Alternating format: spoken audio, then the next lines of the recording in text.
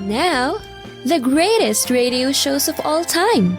Suspense. The Shadow Node. Washington calling David Harding, Counter Spy. Classic radio theater. The Great Gildersleeve. Fibber McGee and Molly. Dragnet. Gunsmoke. The Lone Ranger. Now, step back into a time machine with your host, Wyatt Cox. Good evening, friends of the Inner Sanctum. Comedy this hour with an unaired audition recording of The Private Life of Rochester Van Jones, starring Eddie Anderson.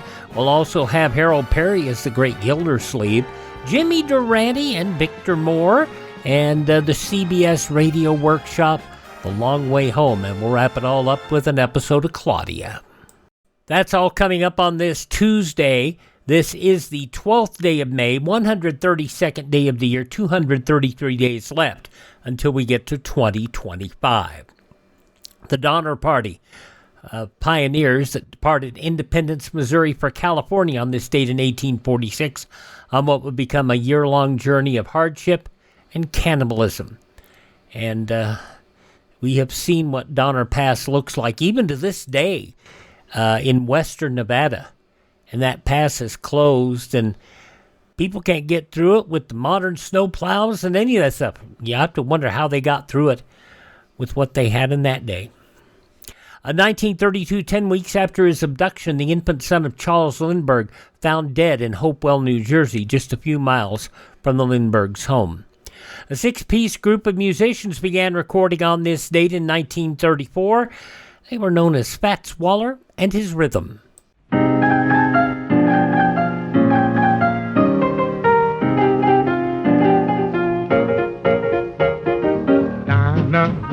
Is anyone finer in the state of Carolina? If there's and you know her, sure to me, Dinah. With those Dixie eyes blazing, how I long to sit and gaze into the eyes of Dinah Lee. Every night, why do I shake with pride? Because my dynamite changed her mind about me.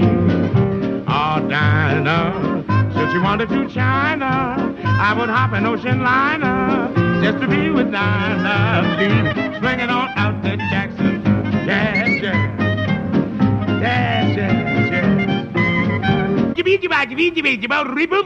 I'm talking about Dinah Lee. Yes, yes, yes. Sadly, Waller would contract pneumonia and die on a cross-country train trip near Kansas City on December 15th, 1943. It was on this date in 1937 the coronation of King George VI of Britain at Westminster Abbey following his brother's abdication. Will you to your power cause law and justice in mercy to be executed in all your judgments? I will. King George VI, crowned on this date in 1937. Soviet Union lifted its blockade of Berlin on this date in 1949. In 1958, a formal North American Aerospace Defense Command agreement signed between the U.S. and Canada, NORAD. Douglas MacArthur delivered his famous Duty, Honor, Country valedictorian speech at West Point, on this date in 1962. Bush Memorial Stadium, home of the St. Louis Cardinals Major League Baseball team, and until 1987, the NFL team of the same name, opened in St. Louis on this date in 1966. At Queen Elizabeth Hall on this date in 1967, Pink Floyd staged the first ever quadraphonic rock concert. In 1975, on this date, the Cambodian Navy seized the American merchant ship SS Mayaguez in international waters, claiming it was a spy ship. The President has met with the National Security Council. He considers this seizure to be an act of piracy. He has instructed the State Department to demand the immediate release of the ship. Press Secretary Ron Nessen speaking for President Ford. 2 days later, American forces staged a rescue mission. It succeeded, but at the cost of 15 servicemen killed, 50 wounded, and 3 missing. Was on this date in 2002, former President Jimmy Carter visited Cuba. I would like to express my personal thanks for the words of welcome that were extended to me by President Castro. The former president became the first to visit the communist nation, and prior to that, President Calvin Coolidge visited in 1928, so a long time. And the regime change made a lot of reason why nothing happened. 59 Democratic lawmakers brought the Texas legislature to a standstill on this date in 2003 by going into hiding in a dispute over a Republican congressional redistricting plan. In 2008, Immigration and Customs Enforcement conducted the largest ever raid of a workplace in Postville, Iowa on this date in 2008, arresting nearly 400 illegal immigrants for identity theft and document fraud. An Evening with the Monkees, the 45th anniversary tour, kicked off on this night in 2011 in Liverpool.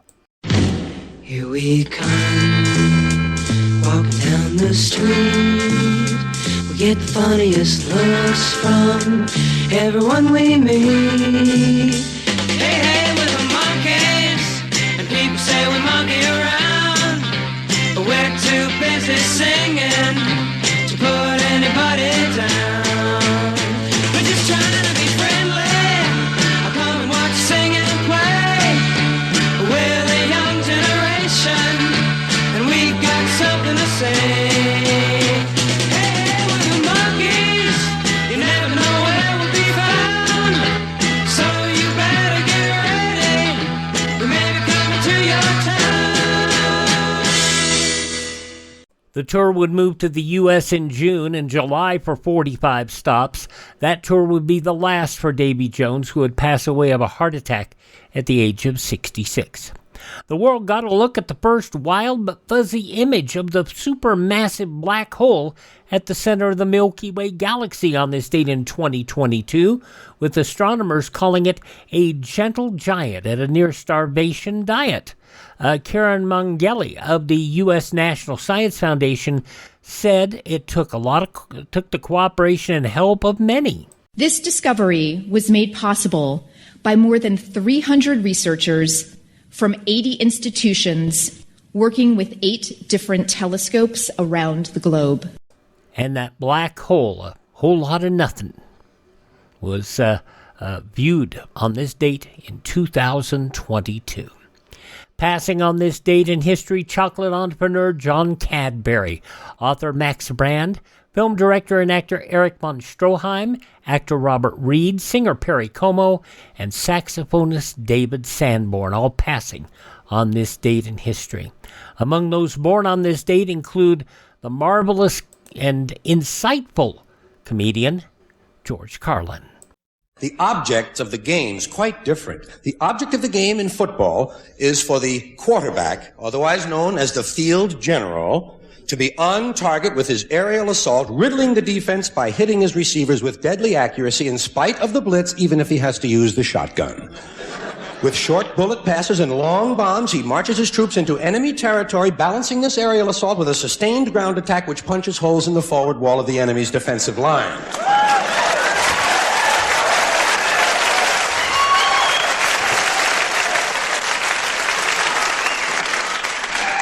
In baseball, the object is to go home. I'm going home. I'm going home.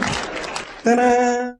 George Carlin, born on this date. Others born on this date who are no longer with us include TV personality Tom Snyder, composer Burt Bacharach, baseball's Yogi Berra, the founder of Mary Kay Cosmetics, Mary Kay Ash, journalist Howard K. Smith, spent many of his years with ABC, actress Katharine Hepburn, statesman Henry Cabot Lodge, and English nurse Florence Nightingale, all born on this date in history.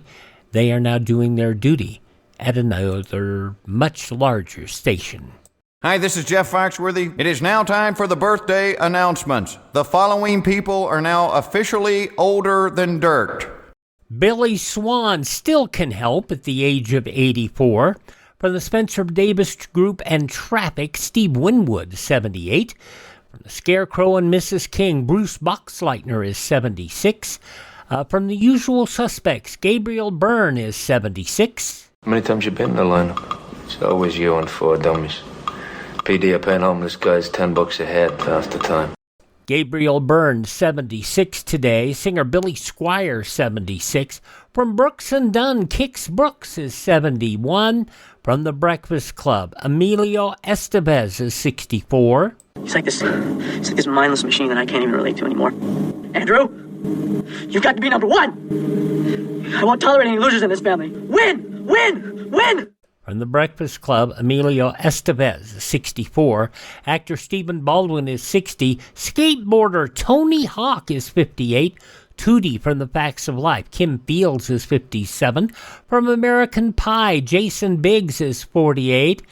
From Mr. Robot and Bohemian Rhapsody, an excellent performance there, Rami Malek is 45. It's better than any album anyone's ever promised you, darling. It's a bloody masterpiece.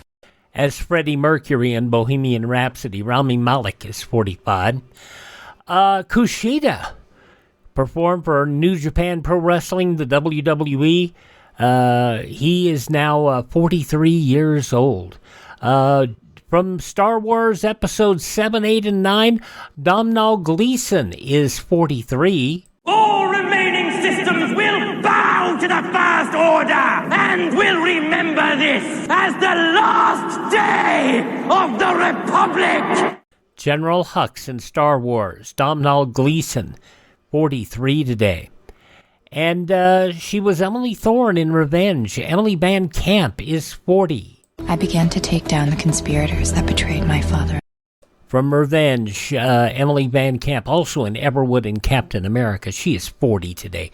Those just a few of the people celebrating the 12th day of May. If this happens to be your birthday... We baked you a birthday cake. If you get a tummy ache and you moan and groan and woe, don't forget we told you so. Happy birthday! Happy birthday! Make a wish, dear, and blow out the candles. Here they go.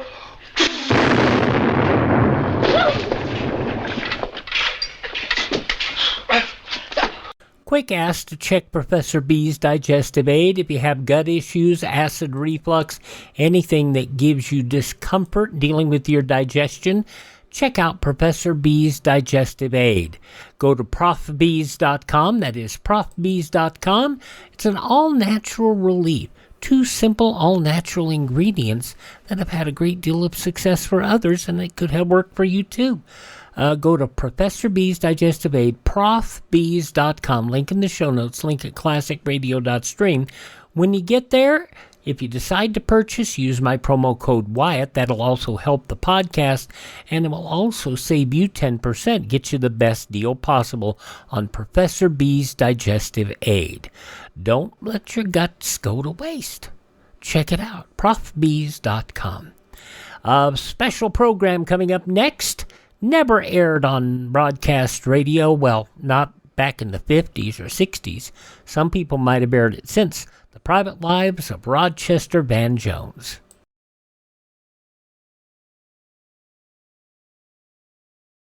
Civil defense is common sense. Hi, this is Tony Bennett. Make sure you're prepared if a nuclear attack ever comes. Classic Radio Theater with Wyatt Cox continues. We have The Private Life of Rochester Van Jones. This was an unsold pilot, an audition show, if you will, for a radio show starring Eddie Anderson in his most famous role as Rochester. And we have 2 15-minute episodes. We'll hear the first one here that goes back 76 years, May 12th, 1950.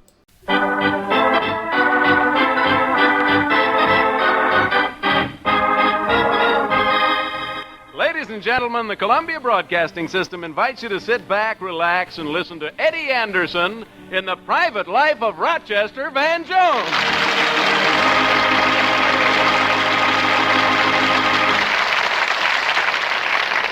Rochester, you look sad. What's the trouble? I've got a problem. It looks like I'm going to lose my girl, Suzy. She's been having dates with another fella. He's making pretty good time with her, huh? Time and a half. And double time on Saturdays, Sundays, and holidays.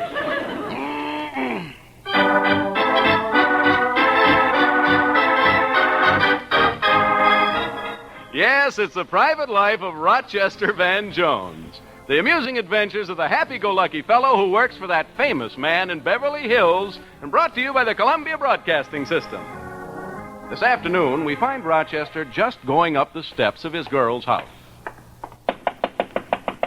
Kiss me once and kiss me twice and kiss me once again. It's been a long, long...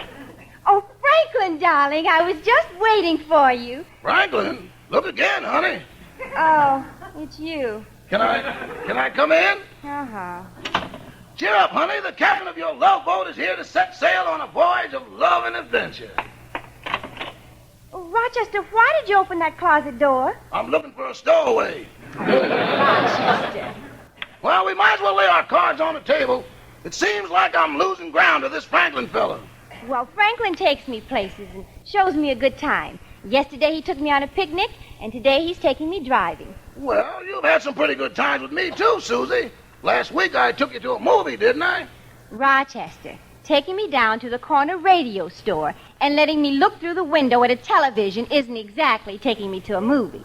Well, what about that bag of popcorn? I bought that. Oh, yes. Well, I can't afford too many luxuries. A movie isn't a luxury. If you'd work out a budget, you'd be able to afford a movie once in a while. Honey, I can't even afford a budget. Besides, you used to like to stay home and sit on the couch with me. What's happened, Suzy? Well, I'm tired of a man who keeps one arm around me and the other under cushions looking for loose change. Why aren't you like Franklin? Oh, look, Franklin bought me this 5-pound box of chocolates. Wait a minute. I just noticed that picture on the mantelpiece. So yes, that's Franklin Monroe. Isn't he handsome? That picture was taken 5 years ago. He was in uniform then, huh? Uh-huh. 1, 2, 3, 4 ribbons on his chest. Mm-hmm. And 5 stripes on his sleeve. Uh-huh. Where was he stationed? In the balcony of the Orpheum. Oh, yeah. That's a flashlight in his holster. Well, I guess it ain't up to me to say anything about him, but he sure has shifty eyes. Shifty eyes? And look at the way his ears droop. I read someplace that that's the mark of a criminal. Rochester. Honey, I'm sorry I said anything. It just slipped out. I hate a man who's always running other people down, even when they deserve it. I think Franklin's a great guy, and I know you'll be loyal to him whether he goes to jail or not. Rochester, I want you to stop talking that way. Oh, that must be Franklin. Hooray. Oh, hello, Franklin. Come in. Hello, baby.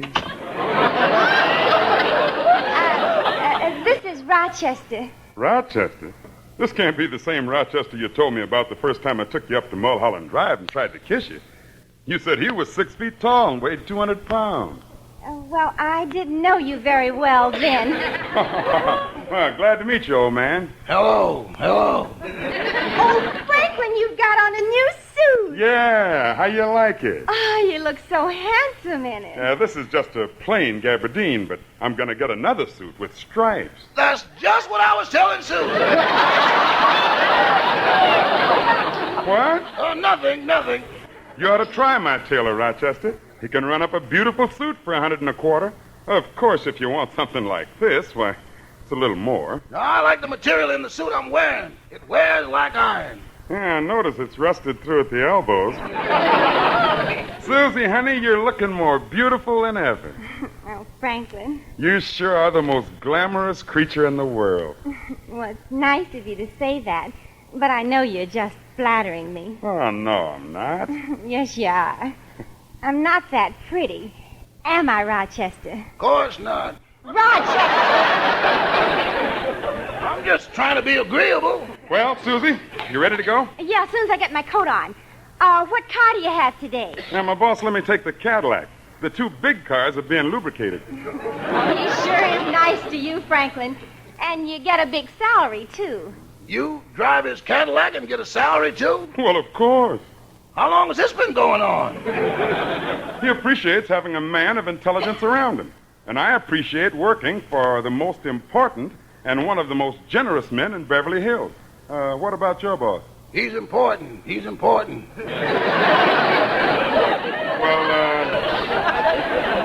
Say, tell me, did he let you have his car today? Oh, he would have, but I was in a hurry, so I walked. But he's a wonderful guy. Yeah? Is he generous? He's got a great sense of humor, too. And very democratic. Whenever the car breaks down, he always gets out and helps me push. Any boss would do that once in a while. We do it all the time. I'm ready, Franklin. My arm, Suzy. Come in, Rochester? Okay. Can I drop you anywhere, Rochester? No, thanks. Get right in, honey. Well, goodbye, Rochester. Nice seeing you, old man. Goodbye, Rochester. Goodbye.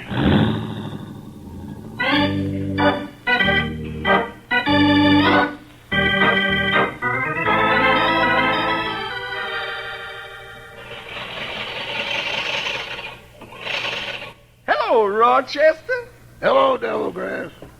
I'm going to have to ask you to move a little. I'm going to turn on the sprinklers. Turn them on, turn them on. What if I do get wet and catch pneumonia and die? Who cares? Well, Rochester, you look like a man who won a television set and then found out he was allergic to horses. Worse than that. Suzy's brushing me off for another guy. What's the matter with that girl? How could she turn down a man like you for somebody else? That's a question I've been avoiding all afternoon. Now, I can see why a girl turns me down. I'm just a gardener, and I'm the biggest nobody around here. But, man, you got everything. I have? Yeah, and for one thing, you're a real sharp dresser, and you know clothes. Why, when you put a suit on, it looks like you the first one that ever wore it. Thanks. Why, you shouldn't have to worry about competition. You got brains, and you're smart as a whip. That's right. You're handsome, a good conversationalist, and you got a nice build on you, and you know lots of important people, and you're right in the middle of the social world. Yeah. Now, what's your problem with Suzy? I'm too good for her.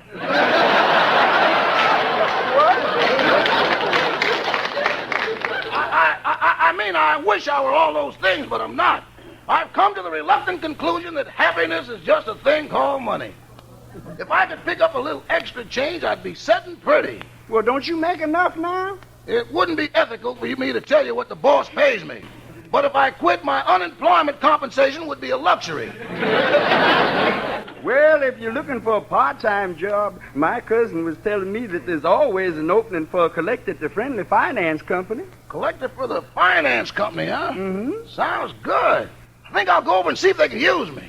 I sure wish you luck, Rochester. But do you know anything about finance companies? Sure. When I was a kid, my mother bought a piano that was financed, and whenever we missed a payment, they took it back. Did you miss many payments? I did more practicing in the moving van than at home.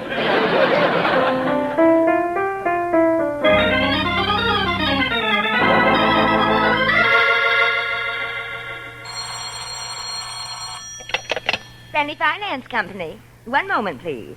It's for you, Mr. Finch. It's Mr. Emerson. Thank you, Miss Kendall. Hello? Emerson? I sent you out to make a $3 collection, and I don't hear from you for 4 days. Where have you been? General Hospital? He threw you down 3 flights of stairs. Broke your jaw, smashed your nose, and cracked your ribs. Oh, that's horrible. You tell me, boy, did you get the $3? Well, just relax and get well. Remember, the Friendly Finance Company stands behind its employees. And don't worry about doctor bills. We'll give you a loan. What happened to Emerson, Mr. Finch? Now, one of our accounts beat him up and he's in the hospital just when I need him the most. That's gratitude for you.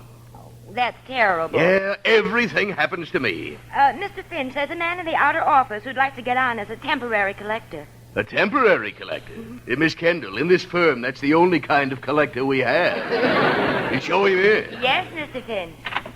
And Mr. Finch, we'll see you now, Mr. Van Jones. Thank you. Come right in, come right in. Sit down and make yourself comfortable, Mr. Van Jones. Thank you. Nice little office you have here. Yes, we like it.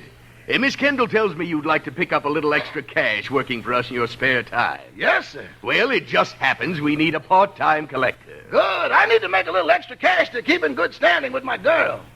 I understand. Now, I'll explain a few things while you fill out the application card. Your full name, address, and so on. Yes, sir. As you probably know, we loan money on cars and household items.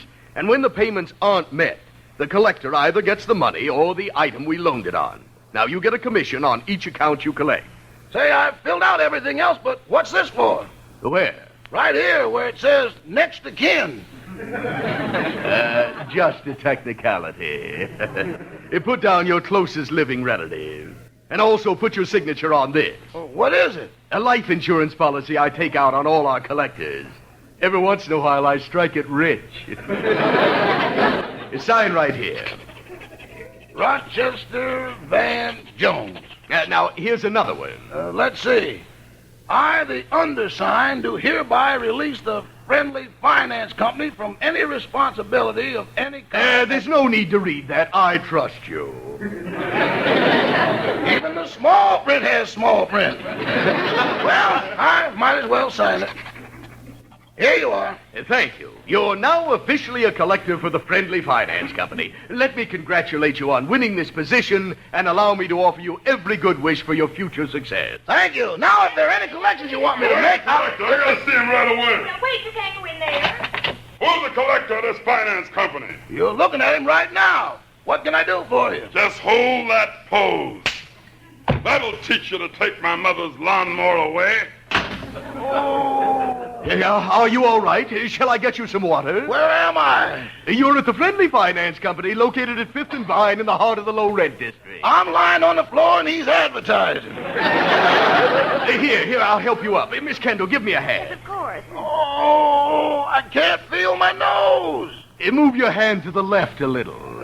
You poor thing. That man had absolutely no right to hit you. We've got the law on our side, you know. We have? He won't get away with it either. We'll sue him for every cent he's got. Good. And you can collect it. Oh, no.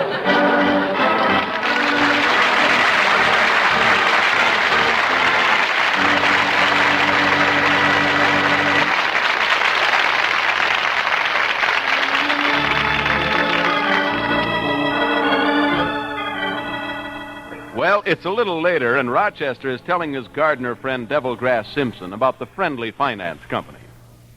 Say, Rochester, how you making out with your job at the Friendly Finance Company? Well, I'll tell you one thing, it's interesting work. They told me the first thing I have to do when making a collection is put my foot in the door. Well, that's good advice. It didn't work out so good for me. The man I was trying to collect from was sitting in the car, and before I could get my foot back out, he dragged me for 3 blocks.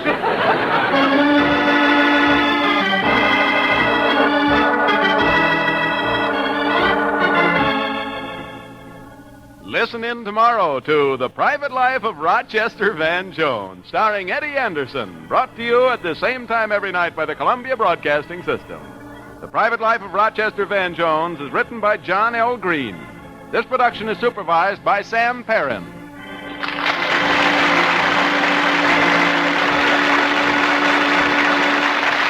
This is CBS, the Columbia Broadcasting System.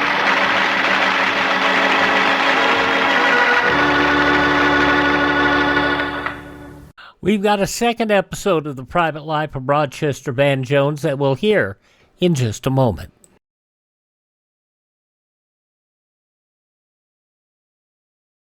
Civil defense is common sense. This is Fred McMurray. Home shelters can be built for as little as $100. Simple plans for building inexpensive home shelters are available free from your civil defense office. Ask for a copy of the Family Fallout Shelter booklet. We continue now on Classic Radio Theater with a second episode of The Private Life of Rochester Van Jones, 76 years ago, May 12th, 1950. Not broadcast. These are audition programs that were recorded but never aired.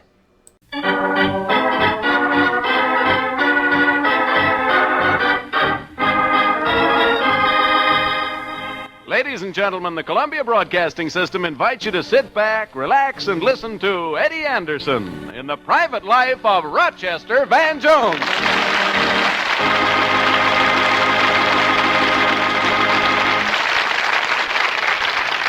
Rochester, you were having a little trouble with your girl. How are you making out now? Not so good. She's crazy about Franklin Monroe. Just because he has money? Yeah, Suzy wants someone who can support her for the rest of her life. Well, can't you do that? Only if she doesn't live past Friday.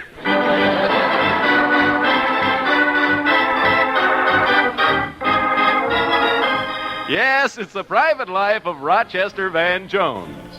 The amusing adventures of the happy-go-lucky fellow who works for that famous man in Beverly Hills, and brought to you by the Columbia Broadcasting System. Well, Rochester has needed a little extra cash to help him regain the affections of his girl, Suzy.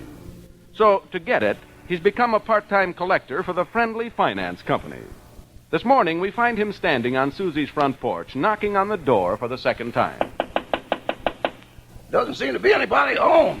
That's funny. Maybe she's in the garden around the side. I love a gal who grows her own groceries. I'll go over to the side of the porch and take a look. Uh-oh, there's Suzy now, and she's talking over the back fence to Leila Edwards. Right now, if I had to decide between Franklin and Rochester, I don't know which one I'd choose. Well, when you make up your mind, Suzy, throw the other one to me. Leila, what would you do if you had two men that were taking you out and dating you and trying to kiss you all the time, and you had to choose between them? What would I do? I'd toss a coin and hope it come down sideways. Serious, Leila. Well, personally, I like a man who takes me to nice places. Well, last week Franklin took me to the Palladium. Gee, I never knew they had such a beautiful dance floor. Wait a minute. You told me the other day that Rochester took you there, too. I know, but Franklin took me inside. One shagging would be outside anyway. I'd better pretend I'm just getting here. I wish I could complain about having too many men. Hello, Rochester. Hello, honey. Hello, Leila. Well, I guess you two want to be alone. Bye. Goodbye, Leila. Suzy, I came over to ask you for a date for this evening. Oh, but Rochester, it takes money to go on dates. And I've got a vague idea you're always short of money. That isn't just a vague idea. That's the complete story. But not for long, honey. Your dreamboat has become a temporary businessman. Oh, really? Yeah, I'm a collector for the Friendly Finance Company, and I get a commission on every account I collect. Oh, that's wonderful. As a matter of fact, I'm on my way to the office right now. Oh, you've got an office of your own?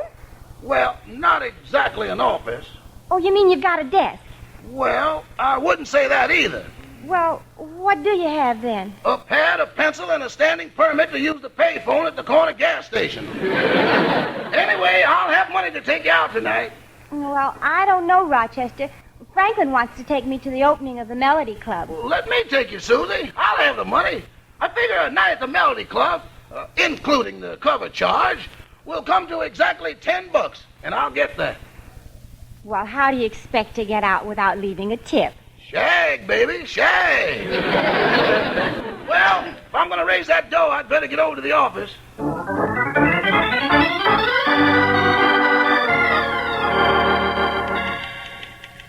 Good morning, Mr. Finch. Good morning, Rochester. I see you're here bright and early. Yeah, I got to make some fast money.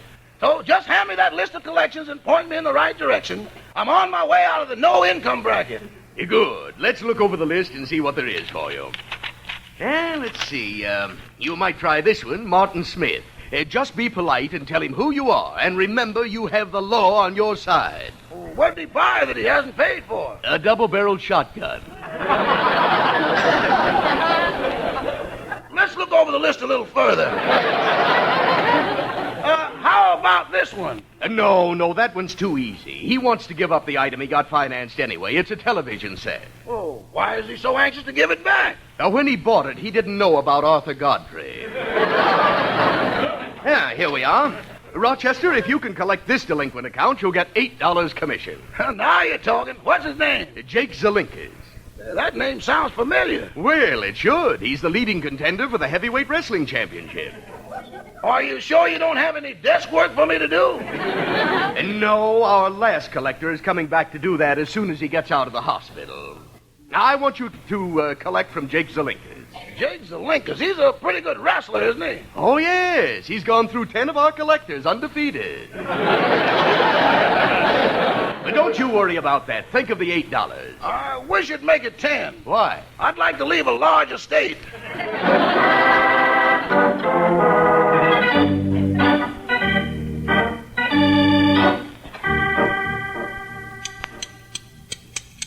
Hello, Devilgrass. Hello, Rochester. Devilgrass, you're the best friend I've got, so I came over for some advice. But I see you're busy. Oh, no, I'm through trimming this hedge. Come on in the kitchen. What's your problem, Rochester? Well, Suzy had a date to go to the opening of the Melody Club with Franklin Monroe, but she said she'd break it when I told her I'd have enough money to take her there. But I haven't got the money yet, and if I don't get it, that'll be the end. Oh, can't raise the money, huh? Not unless I make a collection. Well, make the collection. It sounds easy. From a 240-pound wrestler? I'm talking about Jake Zelinkas. I can get hurt if he just leans on me. Well, the only way to handle a fella like that is to shame him into it. If he hits you, turn the other cheek.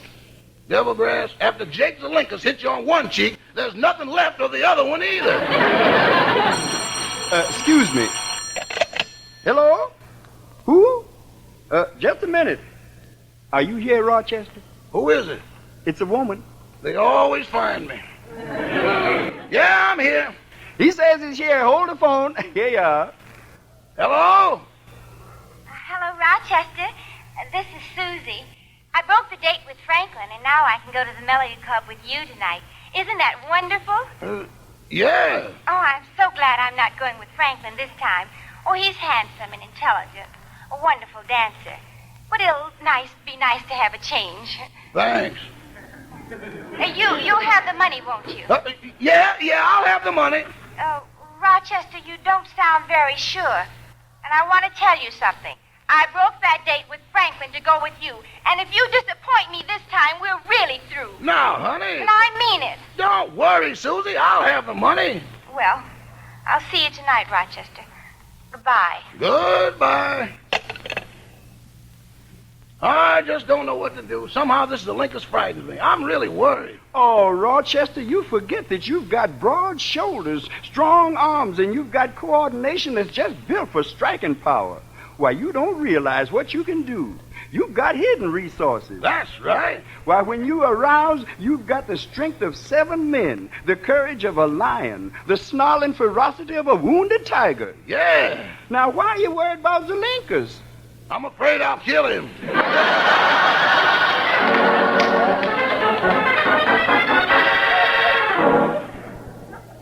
Oh, nurse. Hey, nurse. Here I am, Mr. Zelinkas. I was in the kitchen. Could you move this pillow a little? I'm in terrible pain. Oh, of course. I'll fluff it up for you. Thanks. There, now. That ought to be better. Thanks, nurse. Thanks. Oh, you know, I didn't realize a man could get so badly hurt in a wrestling match. Well, you got both your arms broken, a fractured leg, and 3 cracked ribs. Yeah. Is wrestling always that dangerous? No, it never would have happened if I hadn't missed the rehearsal. But will you get the door, nurse? Yes? Is Mr. Zelinkas in? Yes, he is. That's too bad. Well, you've come at a rather an awkward time. I just hope you won't upset him. I endorse that feeling 100%, and I hope it's vice versa with him. You see, he wrestled a man last night and broke his arms, fractured his leg, and cracked some of his ribs. I can take the census anytime. Goodbye. Well, maybe by the time you come back, Mr. Zelinkas will have recovered. Yes, I hope so, too, and... Wait a minute. You mean Mr. Zelinkas is the one that got busted up last night? Yes, it was awful. Well, where is he now? He's in bed. Can he move at all? Oh, no, he's absolutely helpless. What's the matter with you? Stand aside, lady. Rochester Van Jones is about to make a collection.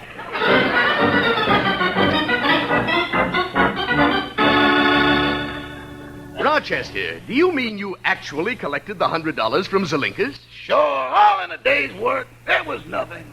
This is amazing. Was he mad when you asked him for the money? Yeah, he felt terrible. He was all broken up.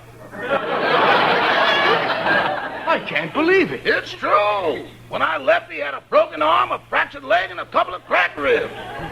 Little but mighty, eh?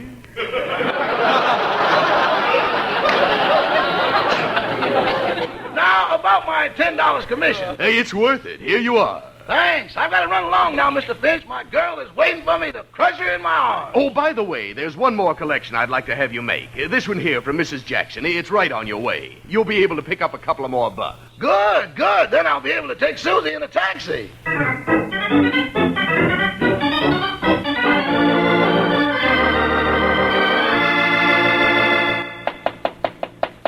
Yes, sir, this is my lucky day. I just have to make this last collection, and I'm off to Suzy. How do you do? I'd like to see Mrs. Jackson. I'm Miss Jackson. Won't you come in? Yes, thank you. My, it's so nice to see a friendly face. Won't you sit down? Thank you. I'm always so happy when I have a visitor, especially when it's a fine young man like you. I'll fix some tea for you.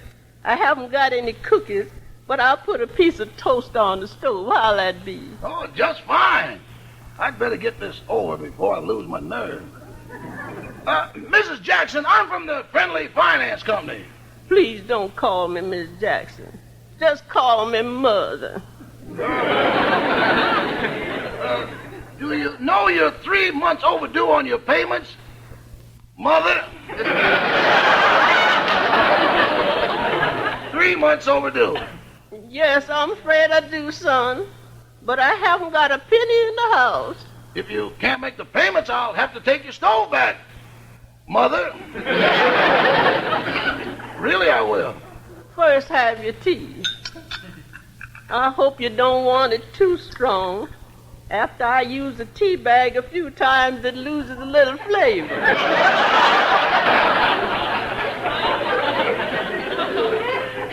I know I'm going to hate myself for this, but I have to do my duty. Here's your tea, son. Thank you.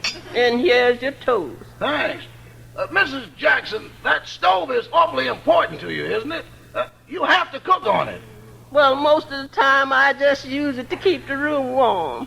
But I haven't any money, so I guess you'll just have to... No, I don't, Mrs. Jackson. I've made up my mind. I'm not going to take that stove away from you. But if you don't, you'll lose your job. You better take it right now. No, I can't. But you got to. Yeah. I'll help you carry. Wait a minute. Just a minute now. I happen to have $10 in my pocket, and that'll pay you up to date. Oh, son, I can't let you do that. You probably need the money. Oh, me? I'm loaded. Here's your receipt. Thank you, son. That's all right. Goodbye.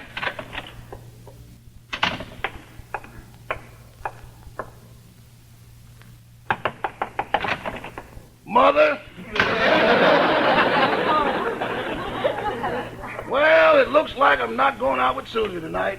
The only thing I don't understand is how can a guy feel so miserable and so wonderful at the same time?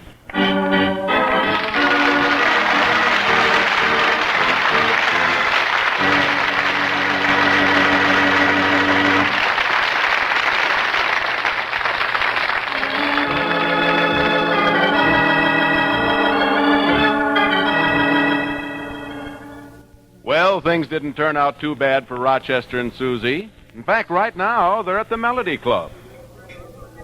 This sure is a nice place, and the food is good, too. Are you enjoying yourself, Suzy? Oh, I sure am. And I think it was very broad-minded of you, too, to invite Franklin to come along with us. Broad-minded nothing. Somebody's got to pay the check.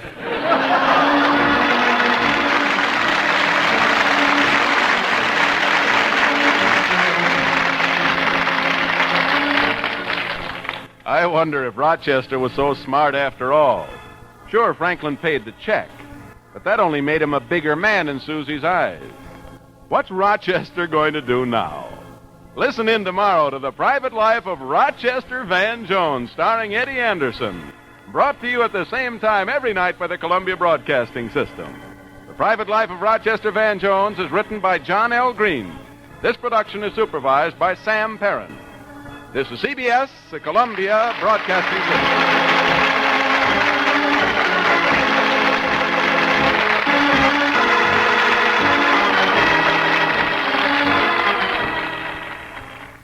76 years ago, recorded on May 12, 1950, The Private Life of Rochester Van Jones on Classic Radio Theater with Wyatt Cox. Those never aired anywhere, but the discs still float around in ether. Up next, we'll check out The Great Gildersleeve as Harold Peary finds out that Leila Ransom has a new boyfriend.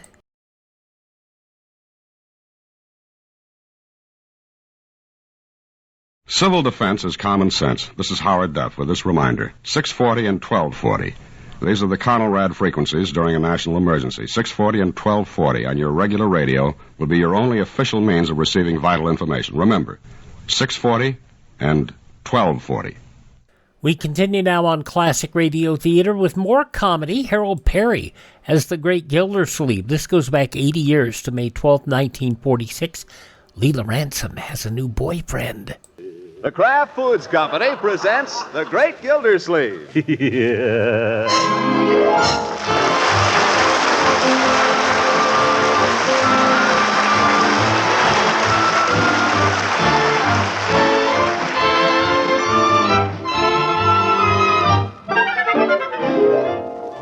It's The Great Gildersleeve, starring Harold Peary, brought to you by the Kraft Foods Company, makers of a complete line of famous quality food products.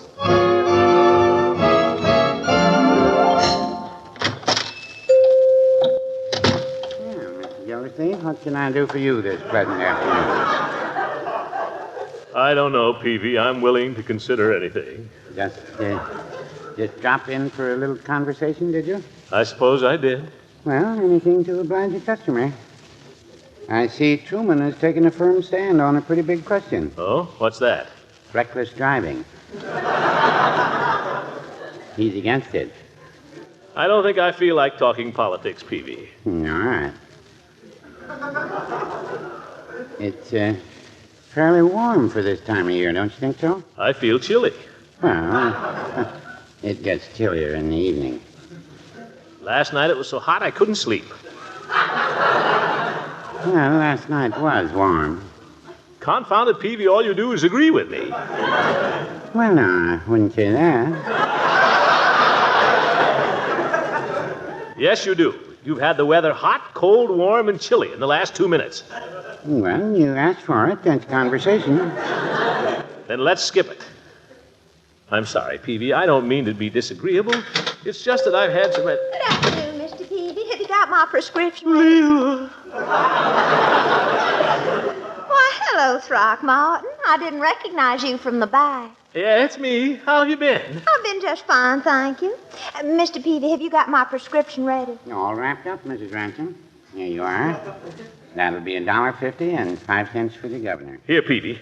Take it out of this. Oh, no, Throckmorton. I can't let you. Take it out of the 5, Peavy. No, please. I've got the exact amount right here. But, Leila, if I want to buy you a present... Thank you, Mrs. Ransom, and call again. Thank you. Goodbye. Leila, wait a minute. Are you busy this evening? I'm afraid I am, Throckmorton. Well, I mean anything special.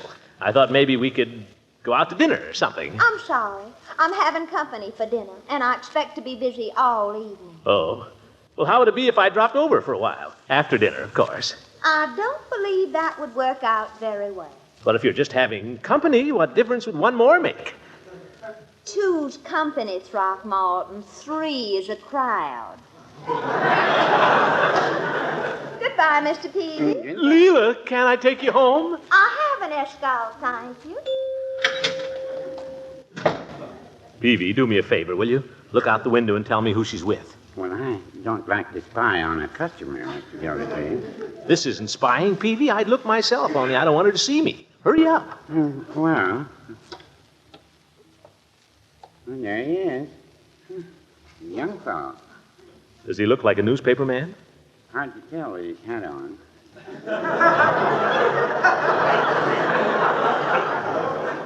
He must have cracked a joke. She's laughing. Oh, that's him, all right. Oh, my. Peavy, what happened? Oh, I don't think I'd better tell you, Mr. Gildersleeve. But he's on pretty easy terms with her. Say no more, Peavy.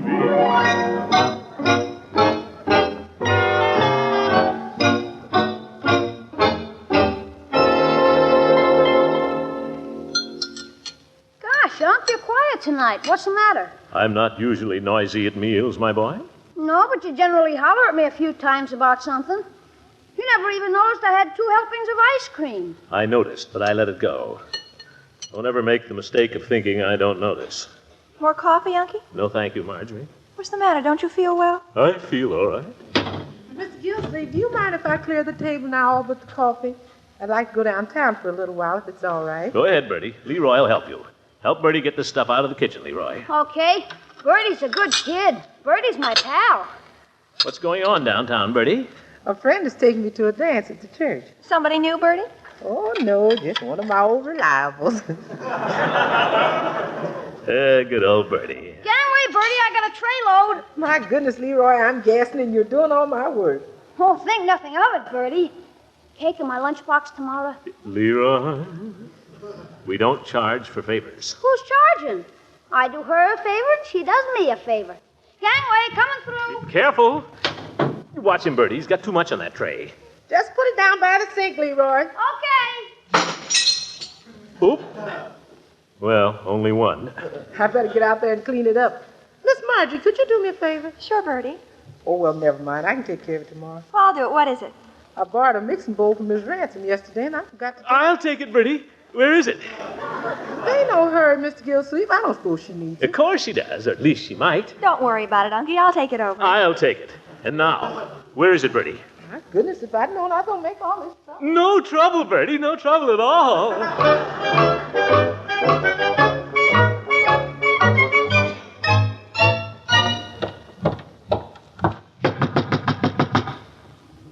See, all the shades are down.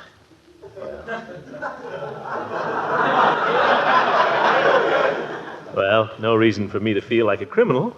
I'm here on a legitimate errand. Hello, Leila. Guess who? Throckmorton. Yeah, that's right.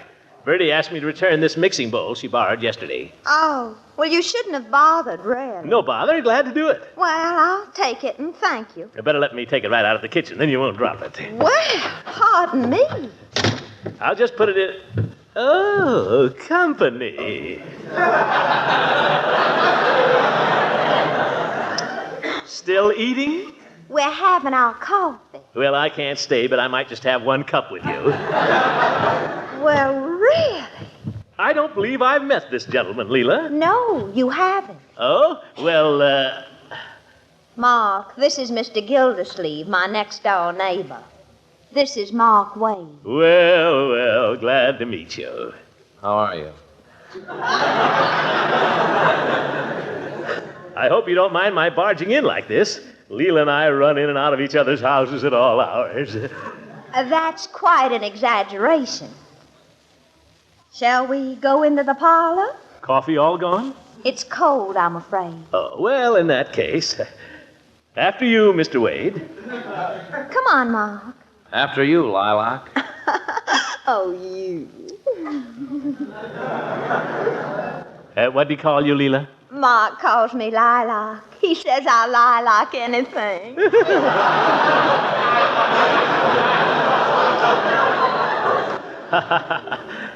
Pretty good. Can you make a joke out of my name, Mr. Wade? I didn't catch your name. Throckmorton P. Gildersleeve. Let's go into the parlor. Well, shall we sit down? Oh, sure. You want to sit on my lap, sugar, or would you rather sit on Mr. Gildersleeve? Mark, you're terrible. I'm going to sit right here, and you boys can sit together on the sofa. I'll stand up for a while. Then I'll take the sofa. Have a stick of gum, Mr. Gildersleeve? I don't chew, thanks, especially when ladies are present. Well, maybe the lady will put you at your ease. Have a chaw, Lilac? Thank you. You can see how Mark has corrupted me, Throckmorton. Yes. I understand you're a newspaper man, Mr. Wade. That's right. A scribe, a news hound, a gentleman of the press. Rip out the front page. A lady shot her husband. Put it back. It's only a flesh wound. Oh, didn't I tell you he was a scream, Throckmorton? Scream is right. Why don't you tell us some fascinating stories about your newspaper adventures, Mr. Wade? I'm saving all that stuff for my memoirs through darkest journalism with gum and camera. Oh, Mark, how awful. What'd he say? Oh, never mind. Lilac, baby, we're going to have a little music or not? Huh? Well, I don't know if this is just the time for it. If you want a little music, I'd be glad to sing. Mark just likes me to play for him. Oh. Play for me, Lilac, if your friend doesn't mind. Go ahead. Play our song, sugar. You want me to? Go ahead. Our songs. Just picture a penthouse way up in the sky. Da da da da da da da da da da da da da da da da da da da da. When we're alone. Da da da da da da da da da da da da da da da da da dee da da da da da da da da da da dee. When we're alone. Pretty song, isn't it, Mr. Gildersleeve? I've heard it sung better. Oh, yeah? Da da da da da da da da da da da da dee. When we're alone. But we're not alone, are we, Mr. Gildersleeve? Do you want to fight? Throckmorton! Does your friend want to fight? For money, marbles, or chalk? Huh? I promised my mother I'd never fight for trade. You step outside for a minute, you big smart aleck, and I'll knock... Throckmorton, Mark! Now you boys stop this instant. I'm ashamed of both of you. Well, he started it. He insulted me. Apologize, both of you. Come on, Mark, I insist. Mr. Gildersleeve, if I have unwittingly offended you, it was intentional. Huh? Go on, Throckmorton. It's your turn. I won't. Throckmorton, you're a guest in my house under rather unusual circumstances. Well, I'm sorry. That's better. Now, I'll tell you what we'll do. We'll play gin rummy. It's lots of fun. Mark, will you help me get the card table? It's right here in the hall. I'll help you, Leila. I'm already on the job, pal. Nuts.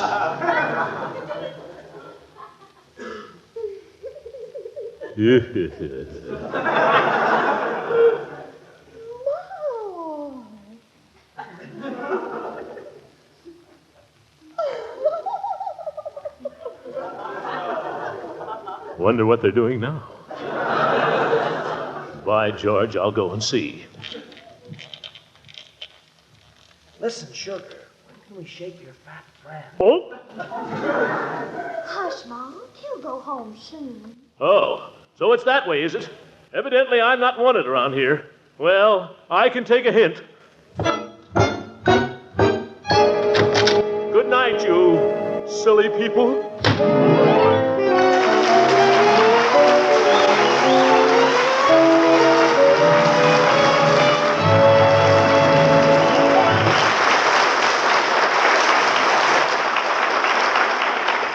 These are times when a homemaker feels she's in luck when she has some leftovers in the refrigerator. And it's double luck if you also have a package of Kraft smooth-melting cheese food, Velveeta. For then, with Velveeta's rich cheese sauce, you can transform leftover vegetables, chicken, veal, seafood, or ham into another grand main dish. Now, here's how you make the cheese sauce with dependable Velveeta. Simply melt the Velveeta in the top of a double boiler. Then stir in 1/3 cup of milk. If you wish, season that smooth golden sauce with cayenne or Worcestershire. Pour it on the hot leftovers and listen to the compliments. Listen with special pleasure because you know that nutritious Velveeta is giving the family fine protein, milk minerals, food energy, vitamin A, and riboflavin. At the food store, keep your eye open for genuine Velveeta, the cheese food you can depend on to melt smooth, add delicious flavor, and important food value.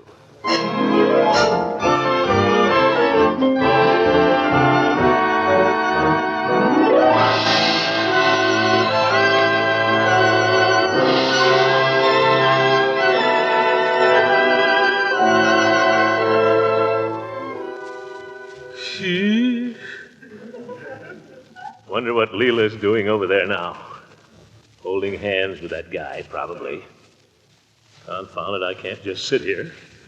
If anybody wants me, I'll be at the Jolly Boy.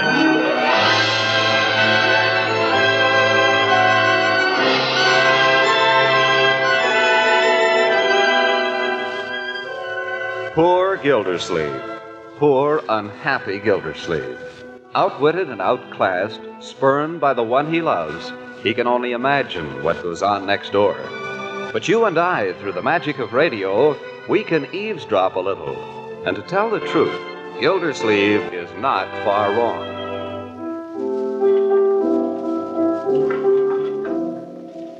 Pardon me, madam. Is this seat taken? Oh, no, don't stop. Just move over a little. I don't believe we've been introduced.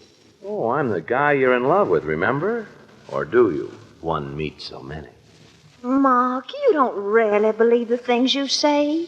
All those cynical remarks. That's not the real you. We all wear a mask. Oh, but underneath there's something finer. I can tell it just as plain. All the world's a stage, and all the men and women merely players. That's Shakespeare. Here I go getting literary again. Play, Leila. If music be the food of love, play on. By the way, did I remember to tell you I adore you? Tell me again.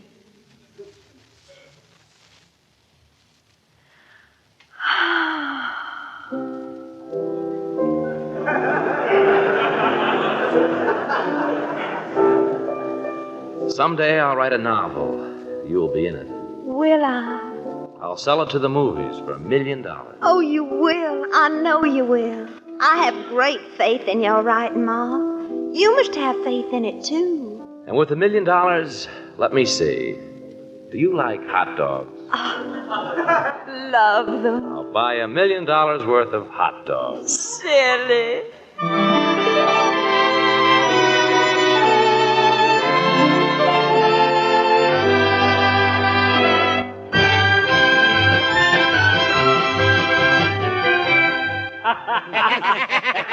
That's a good one, Floyd. I would just like to say this, gentlemen.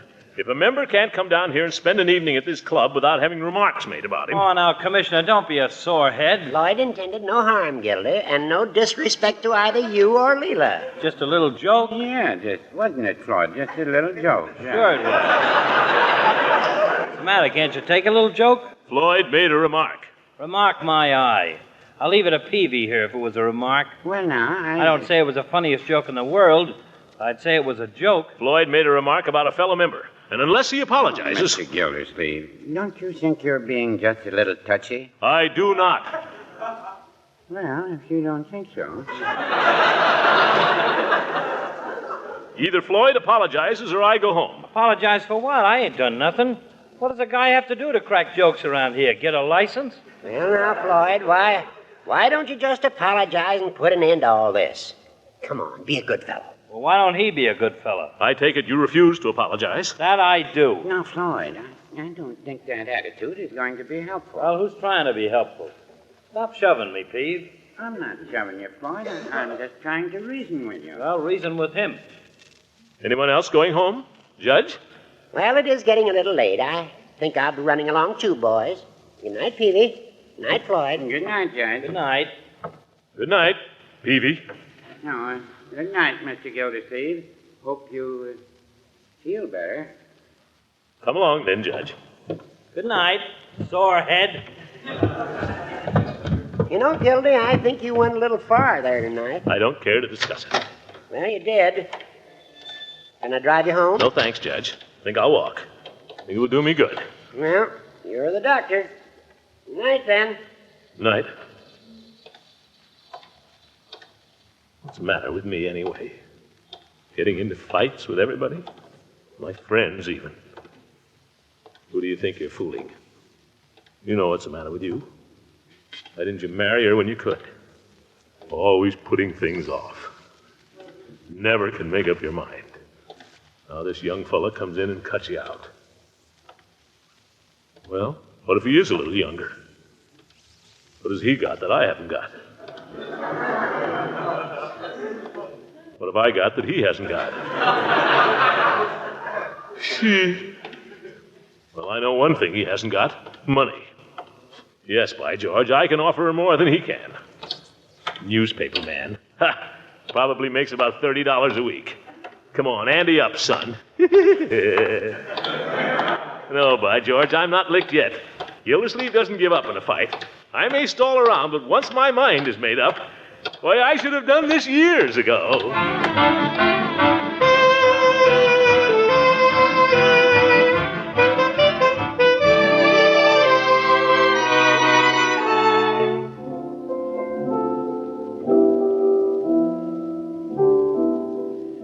You know what you are? You're a portrait by Titian. Me? You're the sunset on the Grand Canal in Venice. You're just saying that to be nice. You're the laughter of little children rolling their hoops in Bois de Boulogne. You're the sound of French taxicabs honking their horns in Paris.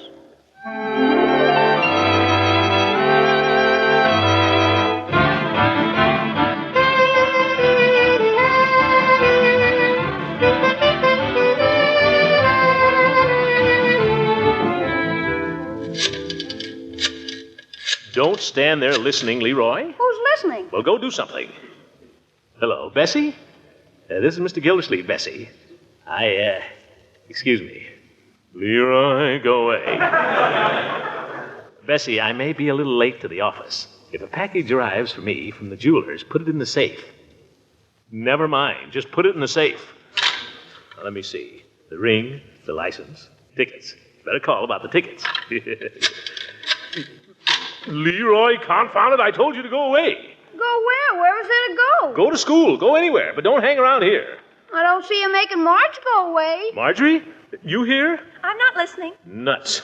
A man has no more privacy in this house. Gildersleeve, Yes, Bertie, what is it? Dr. Needham phoned a little while ago. Oh, yes. Dr. Needham. Did he, say anything, Bertie? He said he found he was going to have to be out this morning on church business, but if you'd care to come over and talk to him this afternoon. Thank you very much. Well, what are you all standing around staring at me for? Nothing. Come here, my boy. You too, my dear. Sit down, both of you. Don't go, Bertie. This concerns you, too. Yes, sir? Marjorie? Leroy? I wouldn't be surprised if your old uncle had some news for you shortly. Yes, sir? I may have some news. So don't be surprised if you hear some news. Well, aren't you going to say anything? What kind of news, Uncle Mort? Ah, that's a secret. Oh, brother, here we go again.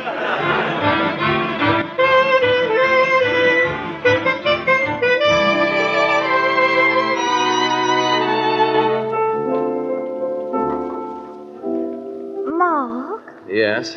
you seem different tonight somehow. Well, I'm getting kind of tired of that piece. Do you know any others? Tired of our song? Well, not tired exactly, but I'd like to hear something else. Mark, what is it? Tell me. Well, I don't know if this is the time, but, well, you're a swell girl, Leila, and I wish you every happiness.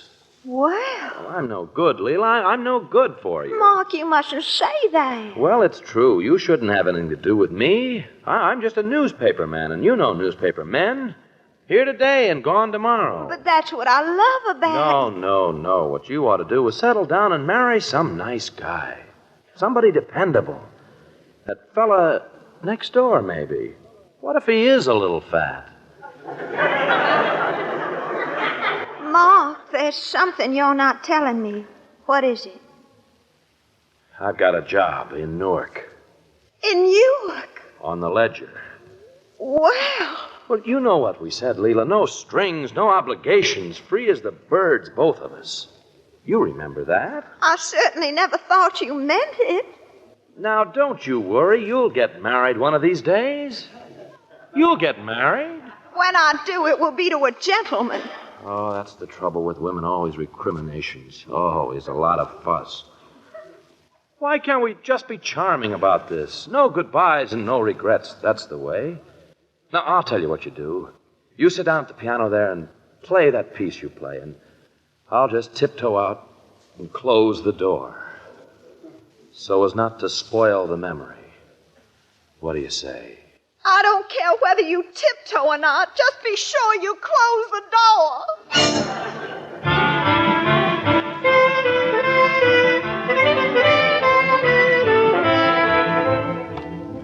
I don't care if he's sitting right there. I'll walk in there and I'll put it to her straight. I'll say to her, Leila, I'm going to ask you to give me just 5 minutes of your time. I've got something I want to ask you. Will you marry me? Not next month or next week, but right now. I've got the ring, I've got the license, and I've got Dr. Needham where I can lay my hands on him. That's my proposition. Take it or leave it. If that smart Alex says anything, I'll tell him to shut up. I will, too. It's him or me. Throckmorton! Leila, I'm going to ask you to give me just 5 minutes of your time. There's something I want to ask you. Why, of course, but come in, won't you? Thanks. Are you looking for something? Where's, what's his name? Mr. Wade? I haven't the faintest idea. Oh. Well, as I say, Leila, I'm going to ask you to give me just 5 minutes of your time. Are you expecting him? I shall be very much surprised if I ever see him again after the way I packed him off. You, told him to go away? Oh, he was amusing enough for a few days, but no one could stand him for more than that.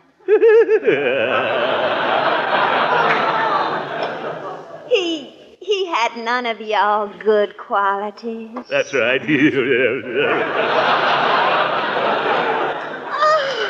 But gracious, here I am running on and you standing there. Sit down, won't you? Make yourself comfortable. Don't care if I do.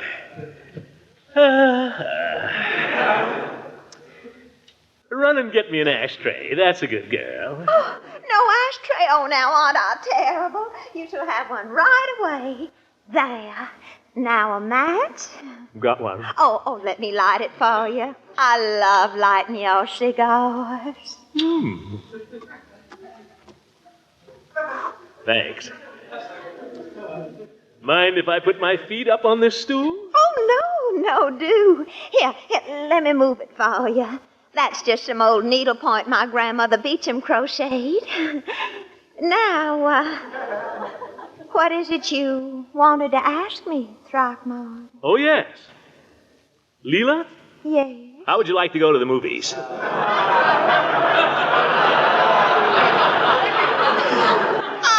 love it. Well, if you're a good girl, just as soon as I finish this cigar. I'll run up and get my things on now so I won't have to keep you waiting. Must I wear my pretty new spring hat? Absolutely. I always like to look pretty when I go anywhere with you. That's the stuff. Good old Leila. Well, no use rushing into anything.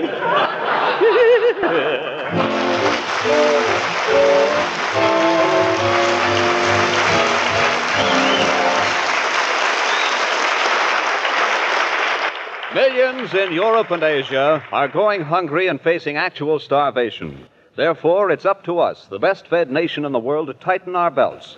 We can share a meal and save a life. And here's how. Buy only as much bread and other wheat products as you really need. Use rice, fats, and oils sparingly. Don't waste any food. Turn in your used fats and oils at the food store promptly. Plant a garden and raise as much of your family's food as you can. You are saving food for those who desperately need it when you buy less, especially when you use up those leftovers. Listen, don't eat so much. We could all cut down a little. I know I could. There are children abroad who could be kept alive just by the food we throw out. Let's think of that when we sit down to dinner.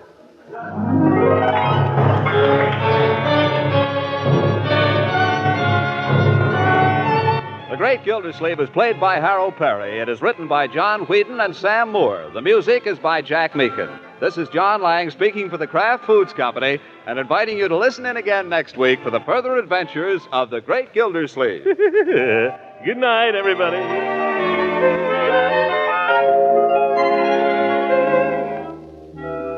More and more America's good cooks are using Kraft prepared mustards to add lively flavor interest to foods. Have you tried blending the tangy flavor of Kraft salad mustard into omelets, Welsh rabbits, chopped pickle relish, and a golden cream sauce for hot-cooked vegetables? They're all extra delicious, flavored with Kraft salad mustard. Your dealer also is featuring another popular variety, the Kraft mustard with nippy horseradish added. Buy both kinds. Ask for Kraft horseradish mustard and tangy golden Kraft salad mustard when you shop tomorrow.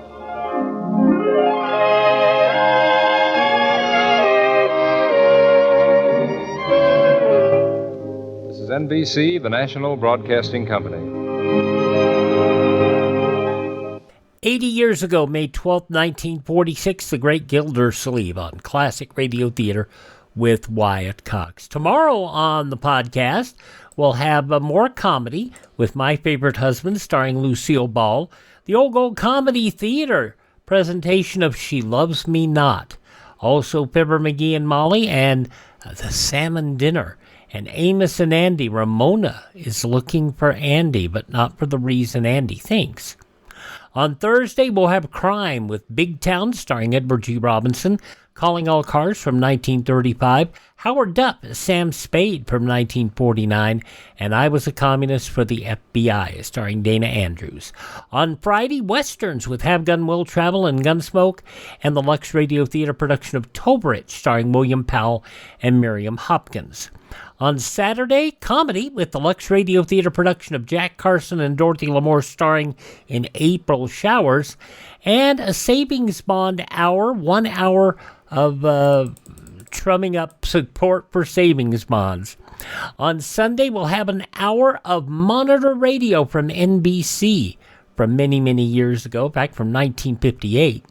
Also on Monday, we'll have Frontier Gentleman, and Luke Slaughter of Tombstone, along with The Man Called X and 0 Hour, Westerns and science fiction.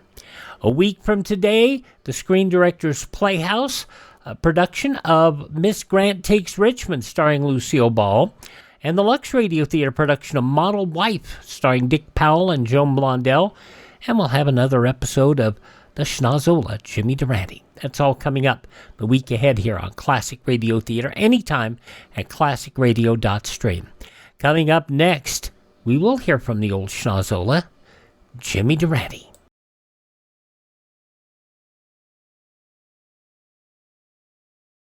Civil defense is common sense. This is Joni James. After nuclear attack, radioactive fallout will be a potential threat to every living thing. You can't hear, or smell, or taste fallout. Often you can't see it, so you must take shelter and stay there until told it's safe to leave. Classic Radio Theater with Wyatt Cox continues with an episode of the Jimmy Durante Show from 78 years ago, May 17th, 1948, as Jimmy and Victor Moore take another one of their cross-country trips. Good health to all from Rexall. From Hollywood, it's the Jimmy Durante Show. A-dink-a-dink, a-dink-a-doo, a-dink-a-dee.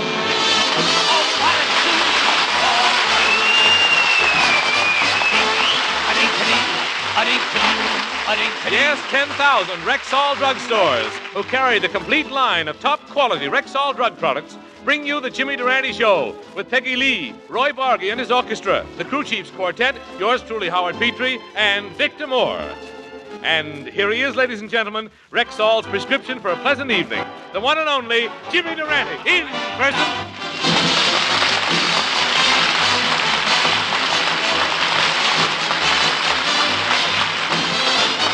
Gotta start off each day with a song. Now even when things go wrong, you feel better, you even look better.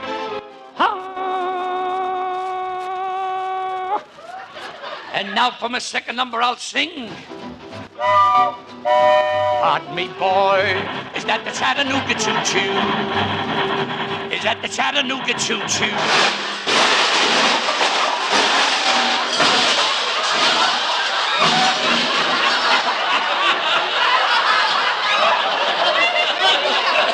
I don't mind your taking over the railroads, Mr. Truman, but you should have taken driving lessons. I think... I think Harry was heading for the roundhouse. There's one place the Republicans can't corner him. Well, Schnoz, the railroad situation isn't the only thing in the news. I read in the papers that you were made an honorary police officer. How come? It was inadvertible, Howard. Inadvertible. Last Sunday, I was guest of honor at the Los Angeles Police Show, and when I walked in, the chief of police rushed over, pinned the badge on me, pointed at my nose, and said, "Anybody with a blackjack like that has got to be on the force." Oh, gosh, Jimmy, what a thrill being an honorary police officer. What'd you say? I say, what a thrill it must be being an honorary police officer. Sure, they cut the line out on you. They didn't cut it out over here. All right, repeat the line again. What a thrill being an honorary police officer, Jim. Howard, you're laboring under a misapprehension. Oh, yeah. Making a political speech is fraught with insignificant, inconsequential utilities. Those words look hard, but any man with average intelligence can say them. Well, Jim, what do you mean it's fraught with insignificant inconsequentialities? See, he didn't make it. But getting back to the continuity, Howard, when I stepped on the stage, or as we say in our set, the podium, I was in a dilemma. I didn't know whether to campaign as a Republican or a Democrat, but the problem was solved for me. When the applause died down, I bent over to take a bow, and what happens? I'm running on a split ticket.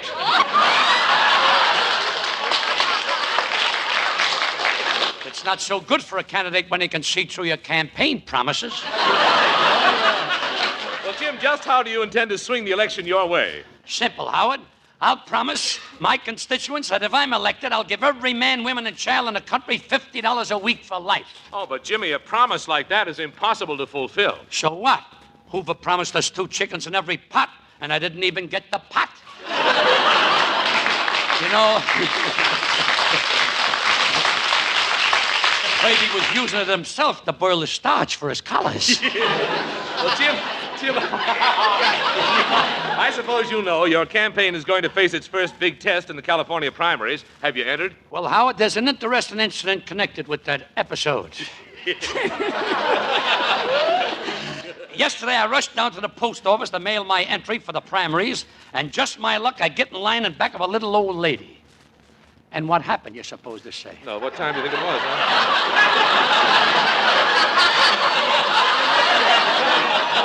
Well, I only got 3 minutes before the post office. There'll be a new master of ceremonies tomorrow night. I'm only kidding, Howard. I'm only kidding. I only got 3 minutes before the post office closed when the little old lady stepped up to the stamp clerk and said, "I want 2 3s, 3 2s, 5 10s, 10 5s, 6 8s, 8 6s, an air mail, a special delivery, and a money order insured and registered." The clerk says, "You want 3 5s, 5 6s, 8 2s, 2 10s, an air special, a mail delivery, and a registered money insured order?" The little old lady said, "You're not paying attention. I said I want 2 3s, 3 2s, 5 10s, 10 5s, 6 8s, 8 6s, an air mail, a special delivery, and a money order insured and registered." Taking a hitch in his tonsils and getting a firm grip on his moist sponge. The clerk says, "I'm paying attention. You want 3 8s, 5 2s, 6 6s, 9 10s, an insured delivery, and a registered airplane." At that point, the little old lady left in a huff. Then I stepped up to the window, and the clerk says, "What do you want?"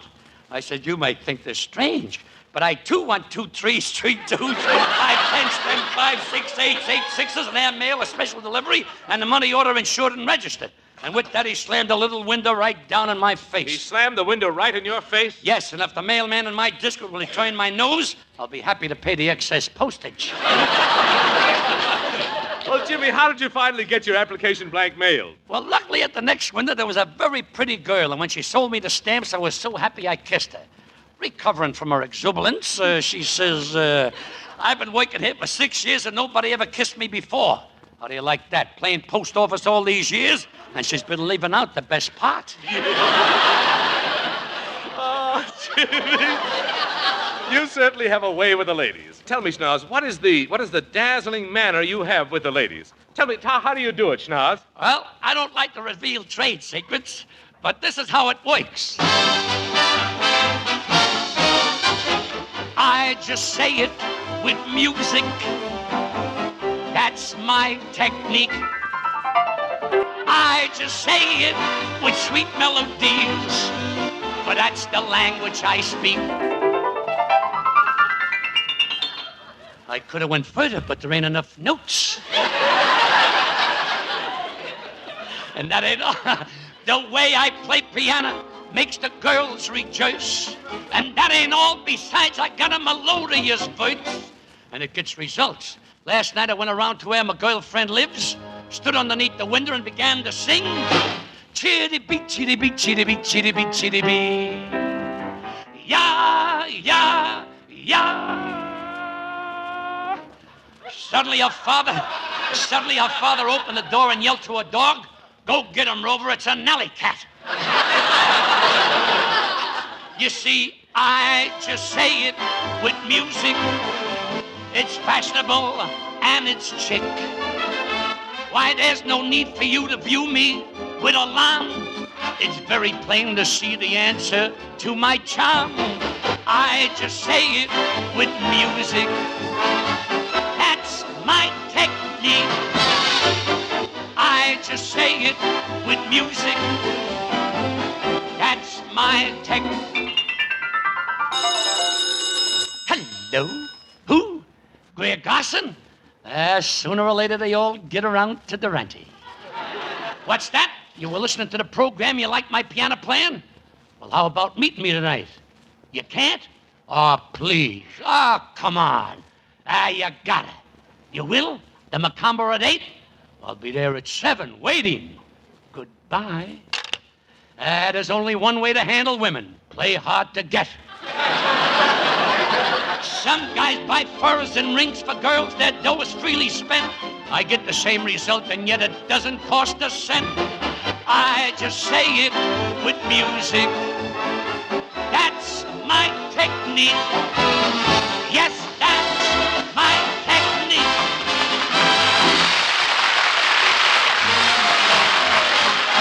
If you want to be sure that the product is pure when you ask for a drug preparation, buy the Rexall line at the Rexall sign of Rexall identification. Did you know that more than 2,000 different drug products carry the name Rexall? That's a big family indeed, and a highly respected one, too. For in millions of American homes, the familiar name Rexall has come to mean the utmost in quality, purity, and reliability. So for any and for all of your drug needs, always buy Rexall. Have confidence in what that name means. Quality, purity, and reliability in drug products. Get them at Rexall drugstores throughout the nation, where 25% of America buys its drug needs. If you want to be sure that the product is pure when you ask for a drug preparation, buy the Rexall line at the Rexall sign of Rexall identification. Good health to all from Rexall.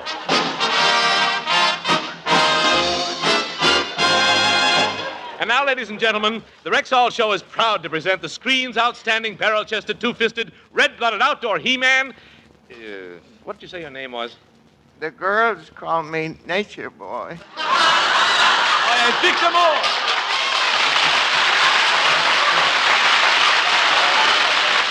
No wonder they call you Nature Boy, Victor.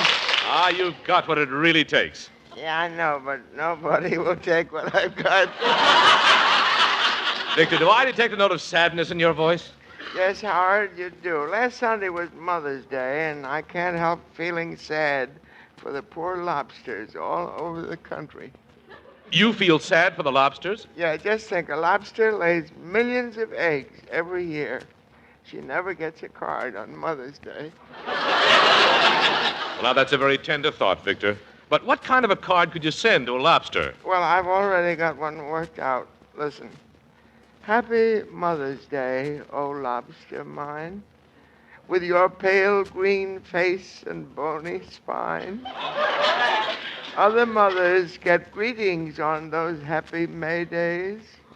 All you got to look forward to is mayonnaise.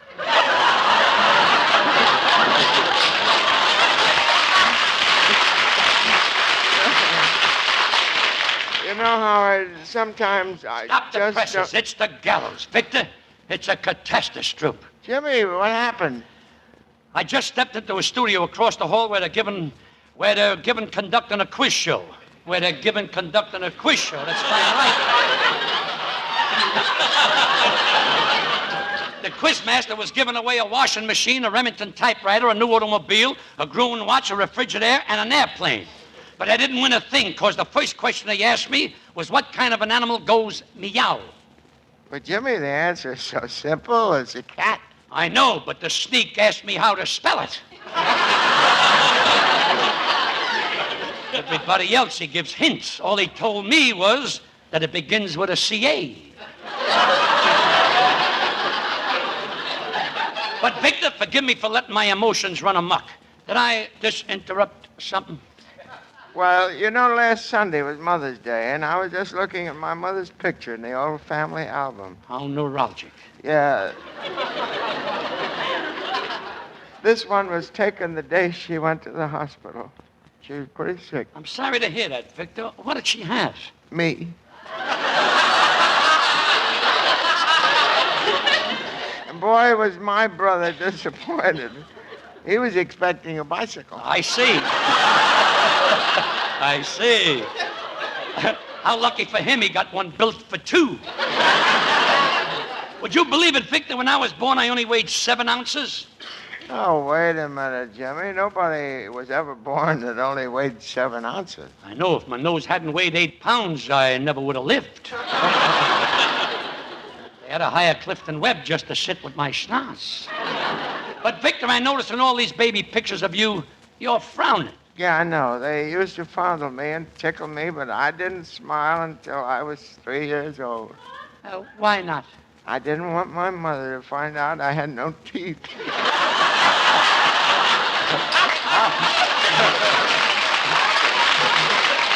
How touching, how touching. I ought to be a baby again and sit on a woman's lap without having to buy her a mink coat. But you know, Jimmy, looking at this album has got me thinking about your political career. You know, you should have a wife. The people like to vote for a family man. Now, there's Dewey, Stassen, and look at Governor Warren. He has 6 children. Warren has 6 children? Say, that gives me an idea. Let's see. There's 20 weeks to election. If I could meet the girl of my dreams and get married tomorrow, then maybe we could. Oh, it's no use. You just can't beat an old-established firm. But speaking of matrimony, here comes a little girl I'd go on the bride and groom program with any day. It's that record-breaking record maker, Peggy Lee. In person. Hi, Vicky boy. And Jimmy, I surely do want to thank you for the nice things you've said about my record. Well deserved, Peggy. And when I get elected, I'll appoint you to any position you want. Oh, well, do you think I'd make a good Secretary of the Interior? Yeah, and your exterior ain't bad either. Thank you, Victor. Spoken like a gentleman, you little doll. Well, Peggy, Victor thinks that since I'm a political candidate, I should have a wife to take into the White House. Why, I think it's a wonderful idea. What's wrong with getting married? Being joined in cannibal bliss is all right, but it's too dangerous. These days, before a woman goes to bed, she uses an electric curler, an electric vibrator, an electric reducer, and crawls in under an electric blanket. Well, what's so dangerous about that? How can a guy kiss his wife goodnight when any minute he might get electrocuted?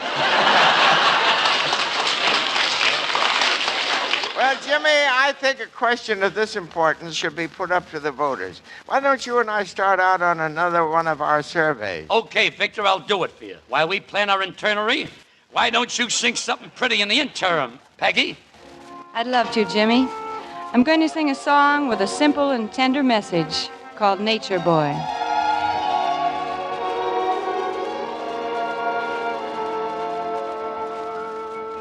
There was a boy, a very strange, enchanted boy.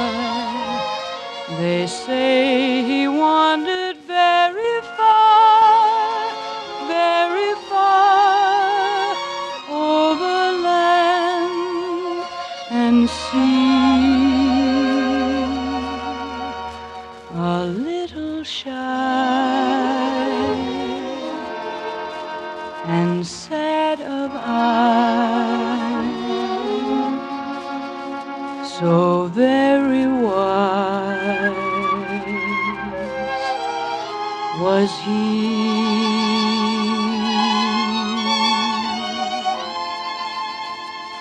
And then one day, one magic day, he passed my way. And while we spoke of many things, fools and kings, this he said to me: the greatest thing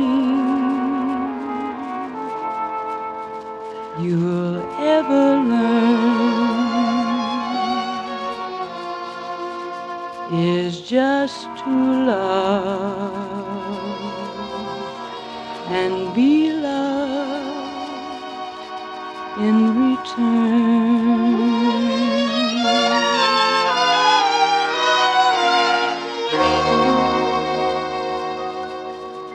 The greatest thing you'll ever learn is just to love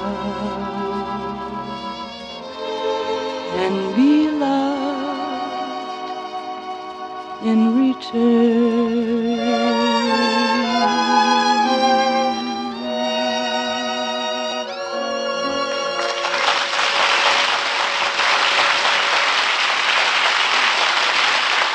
Here's a 60-second story from the Rexall Laboratory. One of the instruments used daily in the Rexall Control Laboratory is the moisture analyzer.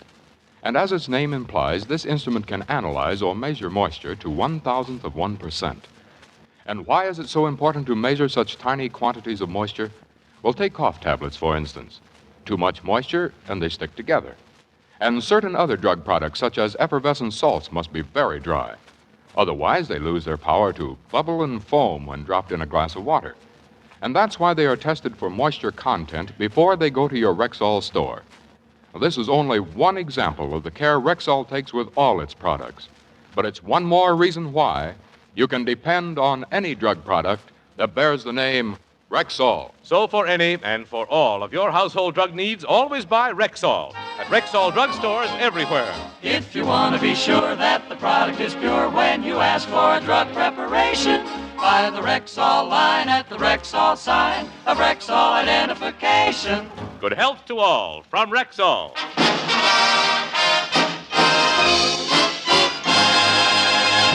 You know, Victor, maybe that was a pretty good idea you had about men in politics being married. I read in the papers last week that even Governor Folsom of Alabama took himself a wife. Victor? Yeah, get on the other mic, Vic. That's fine. Now, get over here. He's all over the joint, folks. Wait a minute, just let me give you that line. I read in the papers last week that even Governor Folsom of Alabama took himself a wife. Well, gosh, Jimmy, after kissing every girl he met all these years, why did Governor Folsom decide to get married? That's life, Victor. A guy can only eat restaurant food so long, then he wants a little home cooking. But I want to find out if the country feels that a man in a White House should have a wife. Are you ready to start our tour, Peggy? James, I'll follow you to the ends of the earth. For you out-of-towners listening in, that's 2 miles the other side of San Bedou. Any state in the 48 is great. The 48 is great, and any state is a reason we should celebrate. We ought to celebrate, and Jimmy will see if a wife ought to be included in your repertoire. To be a family man might fit my plan. For the family, you might go far. We've a magic carpet to take this trip. We pull a string and away we rip. Gosh, Jimmy, this magic carpet is awful dusty. Why don't you knock some of the dirt out of it? I can't, Peggy. It's a Stassen rug. A Stassen rug? Yeah, so far Taft's the only one who's been able to beat it. I got a million of them, a million of them. Any state in the 48 is great. There's one place we must go if we're going to see about married life. That's where we're doing. We're here. It's Niagara Falls, where the honeymoon shines on. Do not not disturb sign. On the borderline of the USA. It's the first stop when you stop to honor and obey. Niagara Falls. Go on down and see up Niagara Falls for you, Jimmy. Victor, what better place to take a survey on marriage than Niagara Falls? Folks, Victor's all mixed up here. His script went to the floor. Go ahead, at top of page 16, Victor.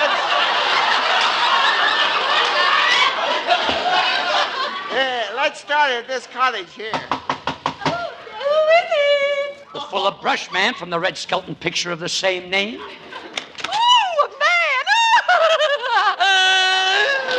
I had something to say, but you just inhaled my next line.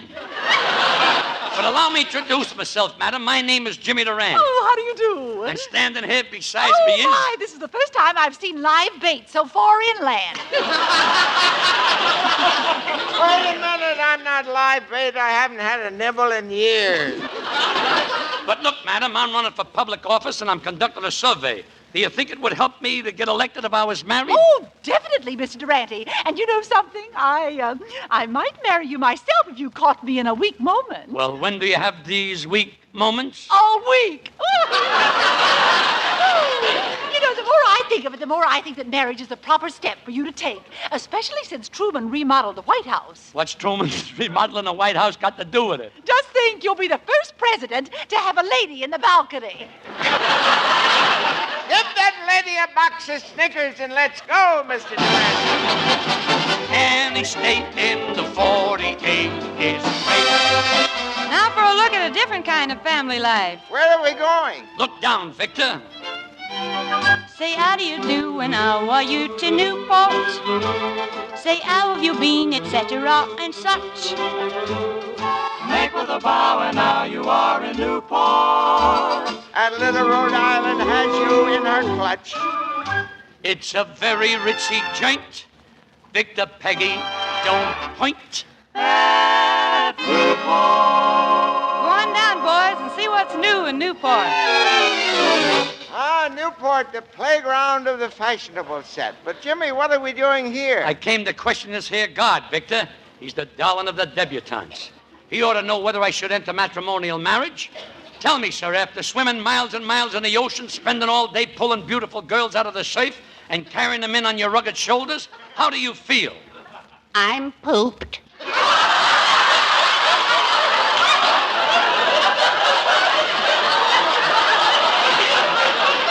Now I know why they just have God written on his bathing suit. There's very little life left in him. Gosh, I wish I could swim like you. Tell me, what kind of a stroke do you use? The Australian crawl? No, the Pomona push.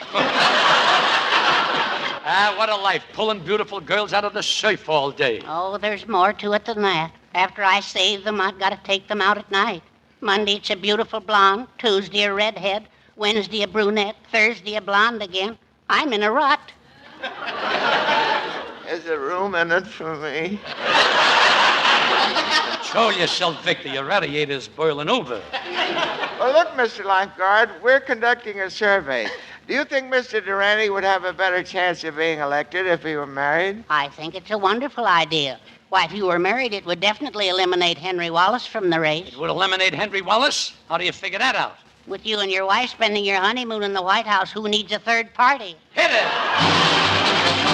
Any state in the 48 is great. This is the only way to travel. Let's go somewhere a little different. I know the place. Winoka, Oklahoma, we can't ignore. Population 1,584. The paper comes out weekly, and how the people run. To get all the news of the week rolled into one. Oklahoma has oil. And it's also got Winoka. There's Oklahoma, boys. Go on down and see if you can strike a gusher. Say, Oklahoma's a good place to conduct a marriage survey. There's 10 men to every woman. And here's one of them now, and what a woman. Relax, boys. It's Hot Breath Houlihan. Would you mind standing closer? I want to steam some clams. But what are you doing in this part of the country, Hot Breath? Celebrating. They wrote a Broadway play about me. They wrote a play about you. What's the title, Oklahoma? No. A streetcar named Desire. Never mind the transfer, conductor. I'm riding to the end of the line. Say, you're kind of cute. You savage beast.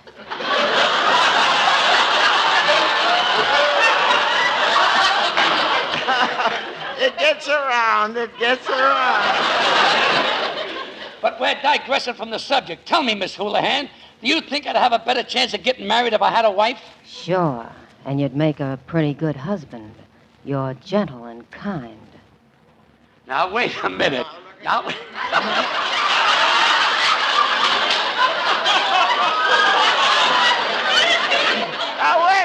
I wouldn't want to make a bad husband. I wouldn't make a bad husband myself. I can cook. Oh, yeah? I can sew. Well, I can keep house. Well, I know how to take care of babies. Congratulations. I hope you two will be very happy together. Take me home with me. Any state in the 48 is great. Niagara Falls. Upward. We knew you can travel north, south, east, or west. You'll never see Durante settle down to rest. It's great. Wonderful. Marvelous. Any state in the 48 is great.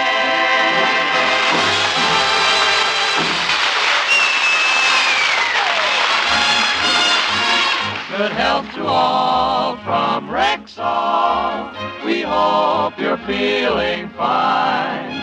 So always call for Rexall, where you see the Rexall sign. Remember, 25% of America buys its drug needs in Rexall drugstores. Rexall is that large and respected family of more than 2,000 different drug products. You can depend on any drug product that bears the name Rexall. Available in Rexall drugstores everywhere.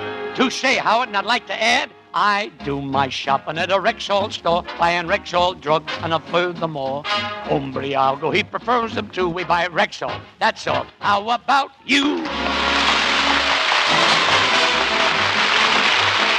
Well, Rexall for tonight, folks. Victor Moore, Peggy Leroy Boggy, the crew chief, yours truly, Howard Peary, and Jimmy Durante, in person, who says, good night, Mrs. Calabash, wherever you are. Good health. This is NBC, the national broadcasting company. Ran along. There you go, Jimmy Durante. 78 years ago, May 12th, 1948, here on Classic Radio Theater with Wyatt Cox. An episode of the CBS Radio Workshop, The Long Way Home, is next.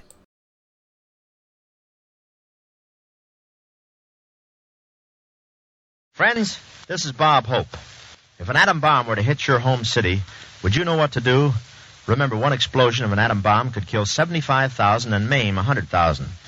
This is only one kind of a disaster which could strike. In addition to many forms of enemy action, there are the dangers of fire, flood, earthquake, and traffic. Knowing what to do before, during, and after a disaster can improve your chances of survival. There is something you can do and do now. You can learn a pattern of survival. Your local Office of Civil Defense is ready to help. Persuade your club, your church, your friends, and your neighbors to help to learn to live.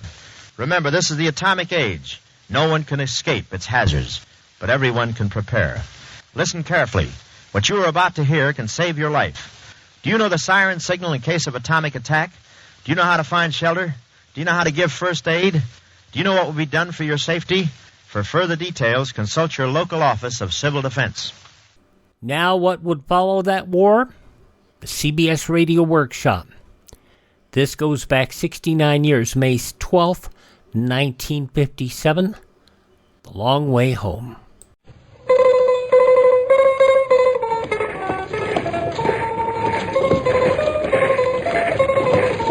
Pick 'em up, you critters. Pick 'em up. Horses pulling tanks and trucks. Johnny, you have a cigarette for me? One of those Canadians is all. Yeah, all right. Thank you. Me too, Johnny. Sure. What is town we come to, Sargento? I don't know for sure, Domingo. Newark, New Jersey, if I remember my geography. Newark, New Jersey. I never hear of such a place. Well, it's just south of where New York used to be. Pretty big town. Or used to be.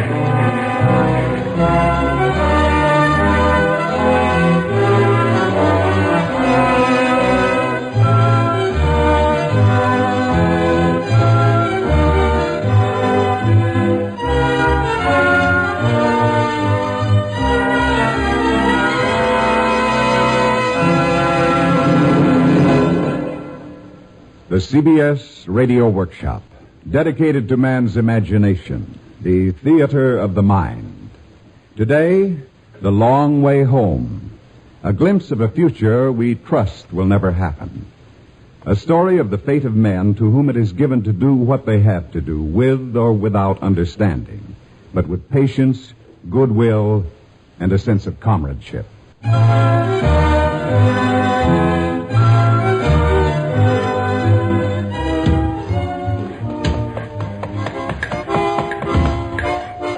Ruski. You know, that was a German song when I was fighting in North Africa 30 years ago. Every army take it over. Like every army take up song in every war. Let me play you other one from First World War. I think we learned this from Avstrici, but many soldiers still sing it in Spanish war. I know. My father was airplane mechanic there. Say, I hear that. My old man, he served in the United States Army in 1917. He was cubano like me, of course. But he want to fight Alemans. Germanskis, everybody want to fight them. Let me play you a song from Second Big War. This one is Russian. I think you all know. Oh, sure. I heard that one when I was a real little kid. Yeah, Shiv, old boy, you come and look after this stew and let me borrow that lip organ for a minute. I'll give you a really spirited old army tune. Right, sir. This one practically took the world, as our armies haven't been doing for some time now, I'm afraid. We know that. Oh, everybody do. No, I also. From my papushka. You fight in First War also. Tit, hop! There goes that stew. First stop meal I might have had in 3 days. Ничего. His army, товарищ. Always the same. The mayor of Newark to see the general. Sergeant of squad next to headquarters. Cut. Guess he means you, Johnny. Sergeant Johnson, 1st Squad, 1st Platoon, 2070 Infantry reporting, sir. Report to General Clarkson that Mayor Collins is calling with technical experts. Yes, sir. All others, as you are. Good. I play music for Mayor to go to terrible fate. What fate? We talk with Big General. What color eyes Mayor have? How I know? Never mind. Maybe dark.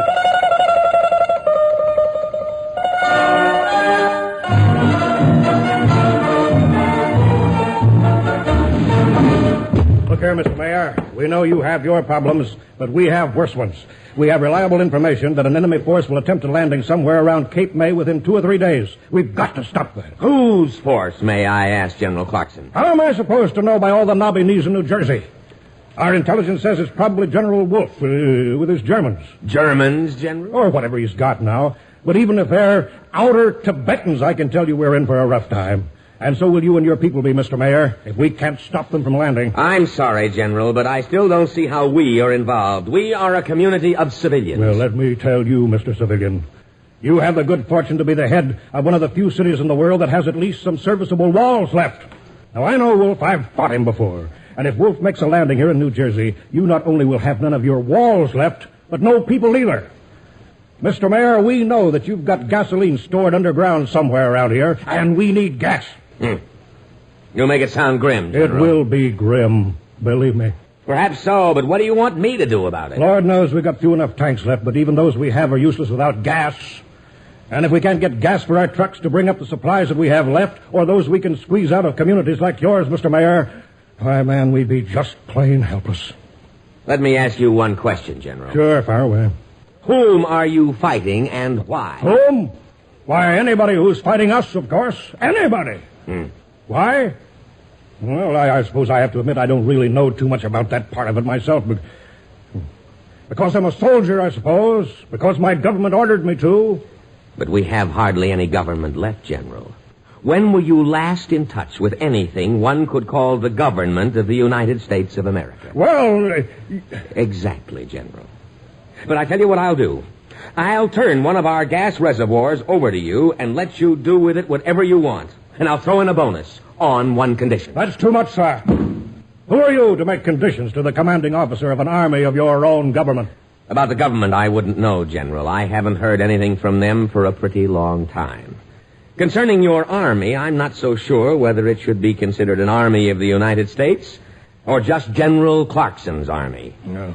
There have been I don't know how many dozens of armies like yours wandering around the world these last few years, clawing at each other and pushing each other back and forth across the earth. Yeah. All right. What's your condition? That you get your troops out tomorrow morning. Well, that one I can accept. We have an appointment around Cape May anyway, if we can get your gasoline, that is. Well, don't let the difference in our points of view mislead you, General. We naturally wish you the best of luck. Thanks. You mentioned a bonus. Yes, it's something your intelligence apparently missed. Just before this whole mess started, the government enlarged a few of the natural caves in the foothills west of here and stored some airplanes there. There are about 5 or 6 left. Airplanes? I don't know how modern you'd consider them. Modern? Modern? Man, what does that matter when there hasn't been a factory on the face of the earth producing anything at all for years?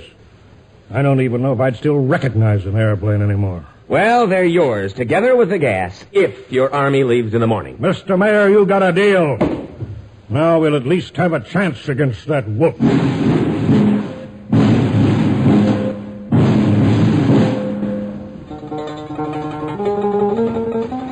Hold it a minute, soldier.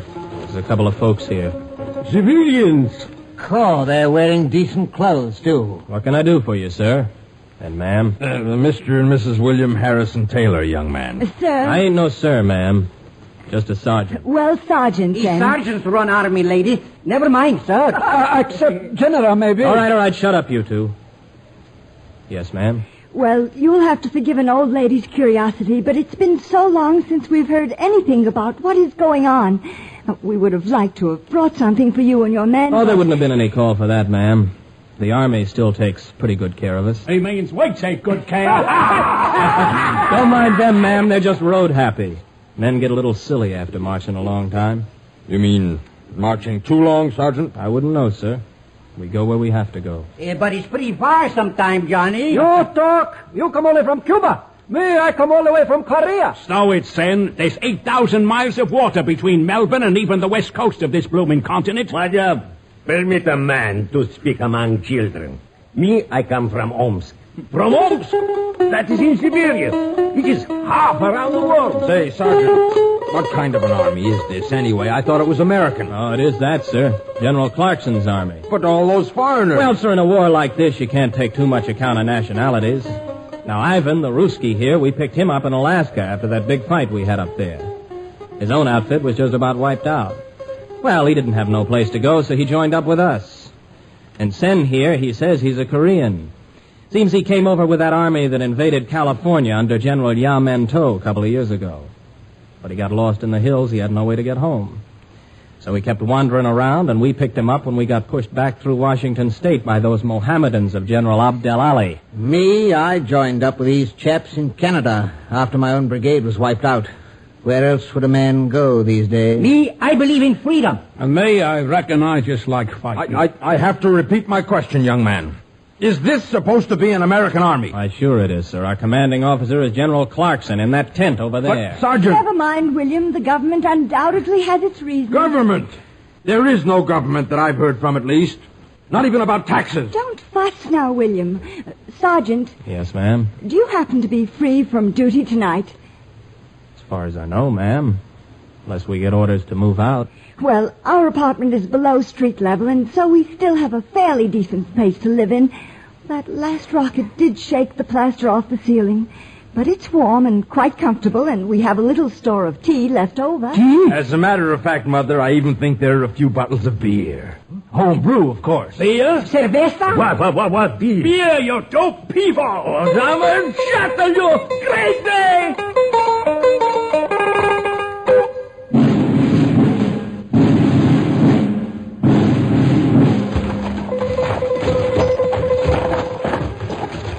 Stow it, Ruski.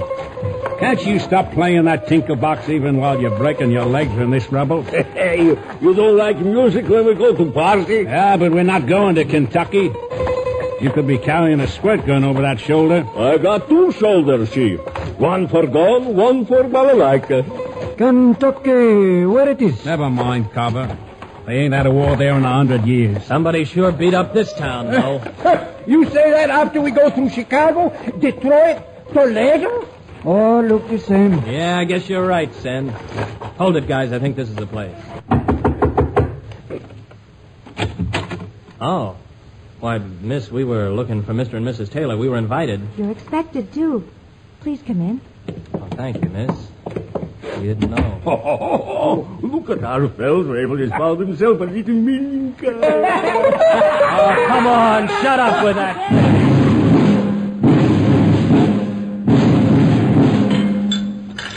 And there I was, Mrs. Taylor, sitting in that bloody tree, with that bloody spear pinning me bloody thigh to the bloody trunk, and all in this so-called atomic age. Is X, Tovarish? X what, Ruski? Ex-atomic, Tovarish. Is no more factories, no more atomics. Gracias a Dios. Might even live longer this way. I wouldn't count on too much, Cove. Why can't? We don't get paid anyway. Oh, stash it, Ruski.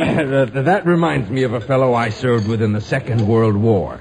Well, we just landed on this island, but I guess he got himself lost or something, and the next thing you know, after we take this village, there he is sitting on this throne with 4 bodyguards with spears and a piece of wine.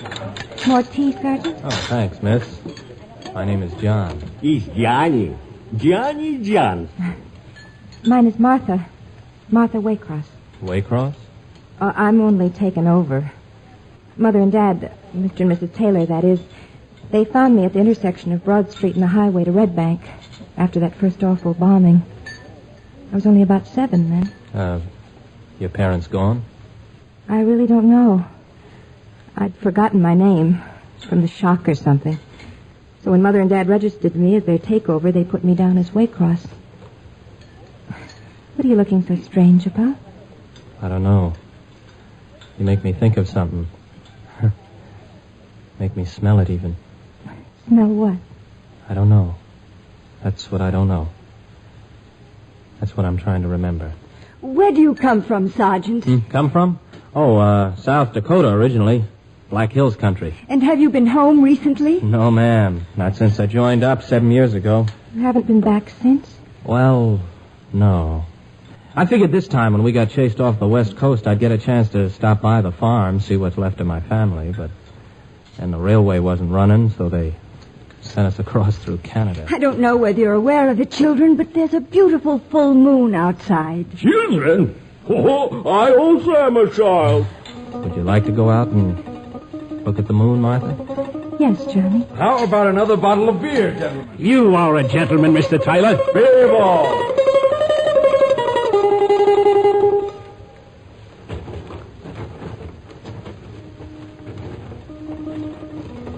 Johnny, what are you thinking about? I just figured out what you reminded me of before. Something nice, I hope. Oh, yeah. Real nice. I don't know if I can say it right, but it had something to do with when I was a kid back home on the farm. It'd be the sun and the bright blue sky in the summer, the smell of the green grass and the wheat and the corn. My mother would be in the kitchen usually, cooking up something good.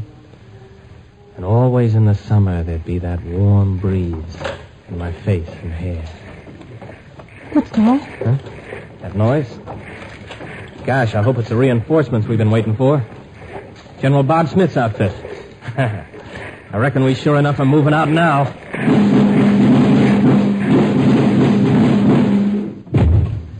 The planes themselves are okay, sir. Our mechanics can't find a thing wrong with them. So what is wrong? I don't know, sir. They just don't handle right. Will they fly at all? After a fashion, sir. Well, maybe that's enough of a margin. If Smith has some ammunition, that is. We'll need everything we can lay our hands on to stop that wolf.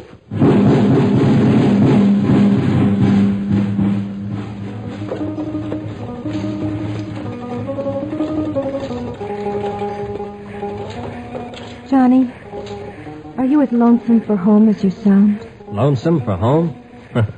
Home, that's the Army, Martha. And lonesome, how could I be lonesome? I've been in this outfit since I was 14. Now, you're giving me an idea, though. Hope this one is nice, too. Heard it from a fella I went to school with. He went back home last year. He told me there are some folks that have moved into some of those caves in the hills, right near where I was raised. And they're collecting all kinds of things. Sounds wonderful. Seems there was a saint once in Italy or somewhere. Saint Benedict, I think. And he collected all the stuff he could find when they had a lot of wars over there, just to save the old inventions and ideas. Well, civilization, I guess. Well, those people back home are trying to do the same thing. Johnny, are you thinking of going back to join them? Oh, now, Martha, if a man had himself a good woman, I don't owe the Army any time anymore.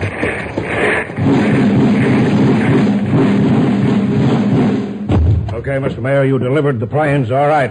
And you turned over that gasoline to us, but the two just don't work together. Huh? The planes won't run on that gas the way they should, neither will our tanks and trucks. I'm sorry, General, but that's not our fault.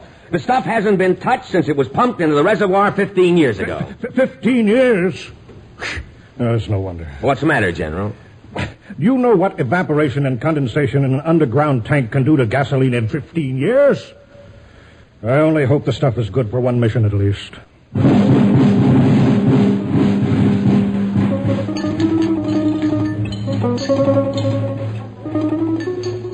You did pass through New York on your way here. Rather. Say, what's it look like? We haven't heard from anyone who's been through there for years. New York? Oh, kaput! It's true, sir. There ain't anything left. We had to dig a road through the rubble for our tanks. Tell me something, Mr. Corporal Lee, ma'am. Originally of the 5th Australian Division. Well, Corporal, you're not an American. Why are you here? Why do you fight? Why, madam? The women have children. Oh, but that's a woman's role in life. Well, madam, maybe it's a man's role to fight. Ha ha! Woman have it, baby. Men, they fight. Is man's life in army.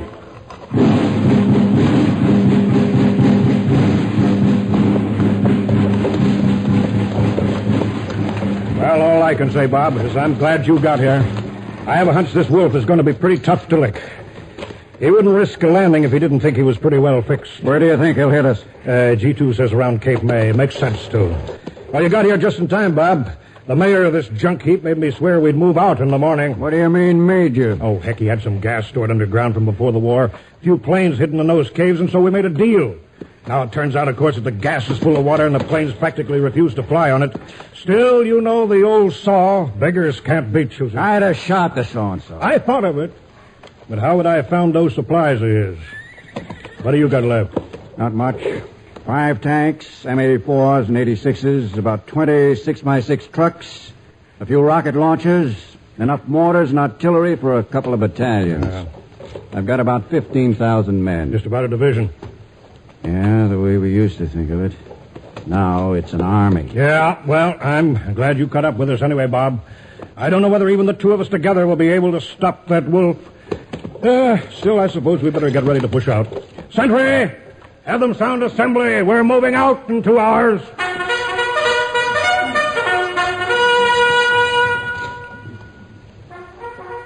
Hey, what's that? Hey, you guys, back to camp. Assembly sounded.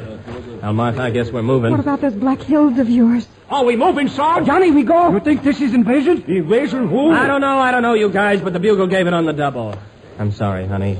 I guess you see I just can't go home yet. But you said... Yeah, I know I did, but I couldn't leave my outfit now, not when the guys are heading for another battle.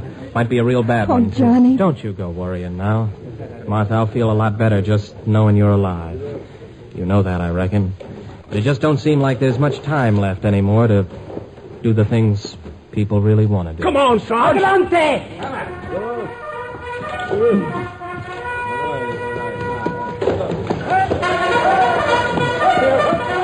Here you! Contact! Got it smashed down! All right, Fall in line there, both sides of the road. Shut up, you! Guess you'll run for a while. Come on now, you guys. Dress it up. Holiday's over. At least we got some planes on the side again. Yes, if enough gasoline. Gasoline? Oh, who needed gasoline? Got feet? You like carry things? Rather fight without tanks, Ruski? Shut up, you guys. Here's the general. Looks like two of them, rather. Men of the Clarkson Army, once again, as so be often before, our opportunity has come. As you know, I never keep secrets from you. I tell you frankly, therefore, that this time we're up against the toughest and the smartest opponent many of you have ever faced. General Wolfe and his specialists. Our intelligence tells us that they're planning to land near Cape May tomorrow or the next day.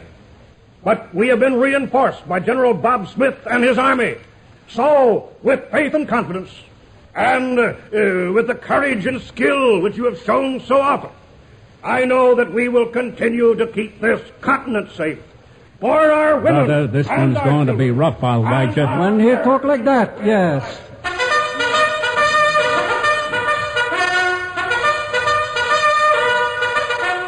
Watch hot, right, hey, right step, forward, hard.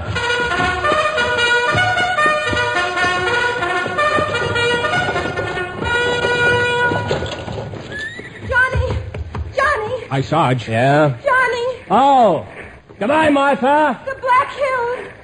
St. Benedict. Maybe I'll be back. Maybe, Martha.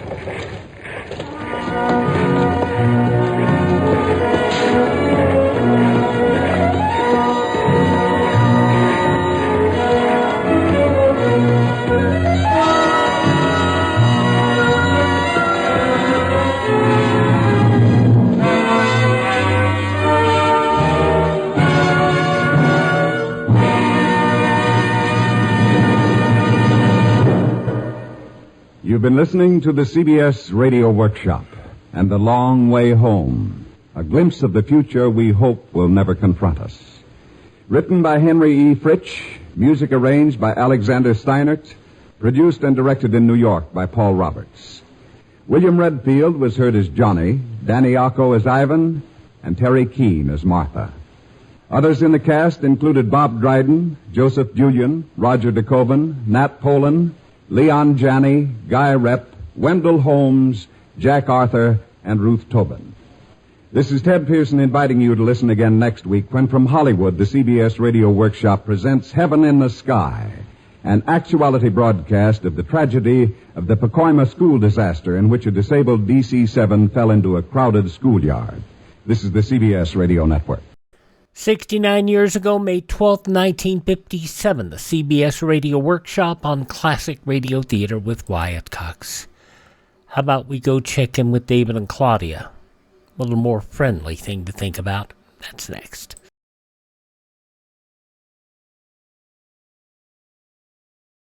This is Groucho Marx. A few days ago, I was talking with the Director of Civil Defense, and he told me some things that I feel everyone should know. That's why I'm speaking to you now. Did you know, for example, that your chances of surviving an atom bomb attack are excellent? It's true, but there's a big if. You must do everything possible now to help yourself and your family. Nobody else will help you. Listen, because this is important. Keep a complete first aid kit handy. Keep a closed container of drinking water in your refrigerator, enough for 3 days. Be sure you have a good fire extinguisher. Take a look around your house right now and pick out the safest spot, away from windows and doors. Make sure that every member of your family understands he is to rush to that safe spot when there's danger. I'm convinced that these precautions are necessary right now, and I hope I can convince you. They're important to your family, yourself, and your community.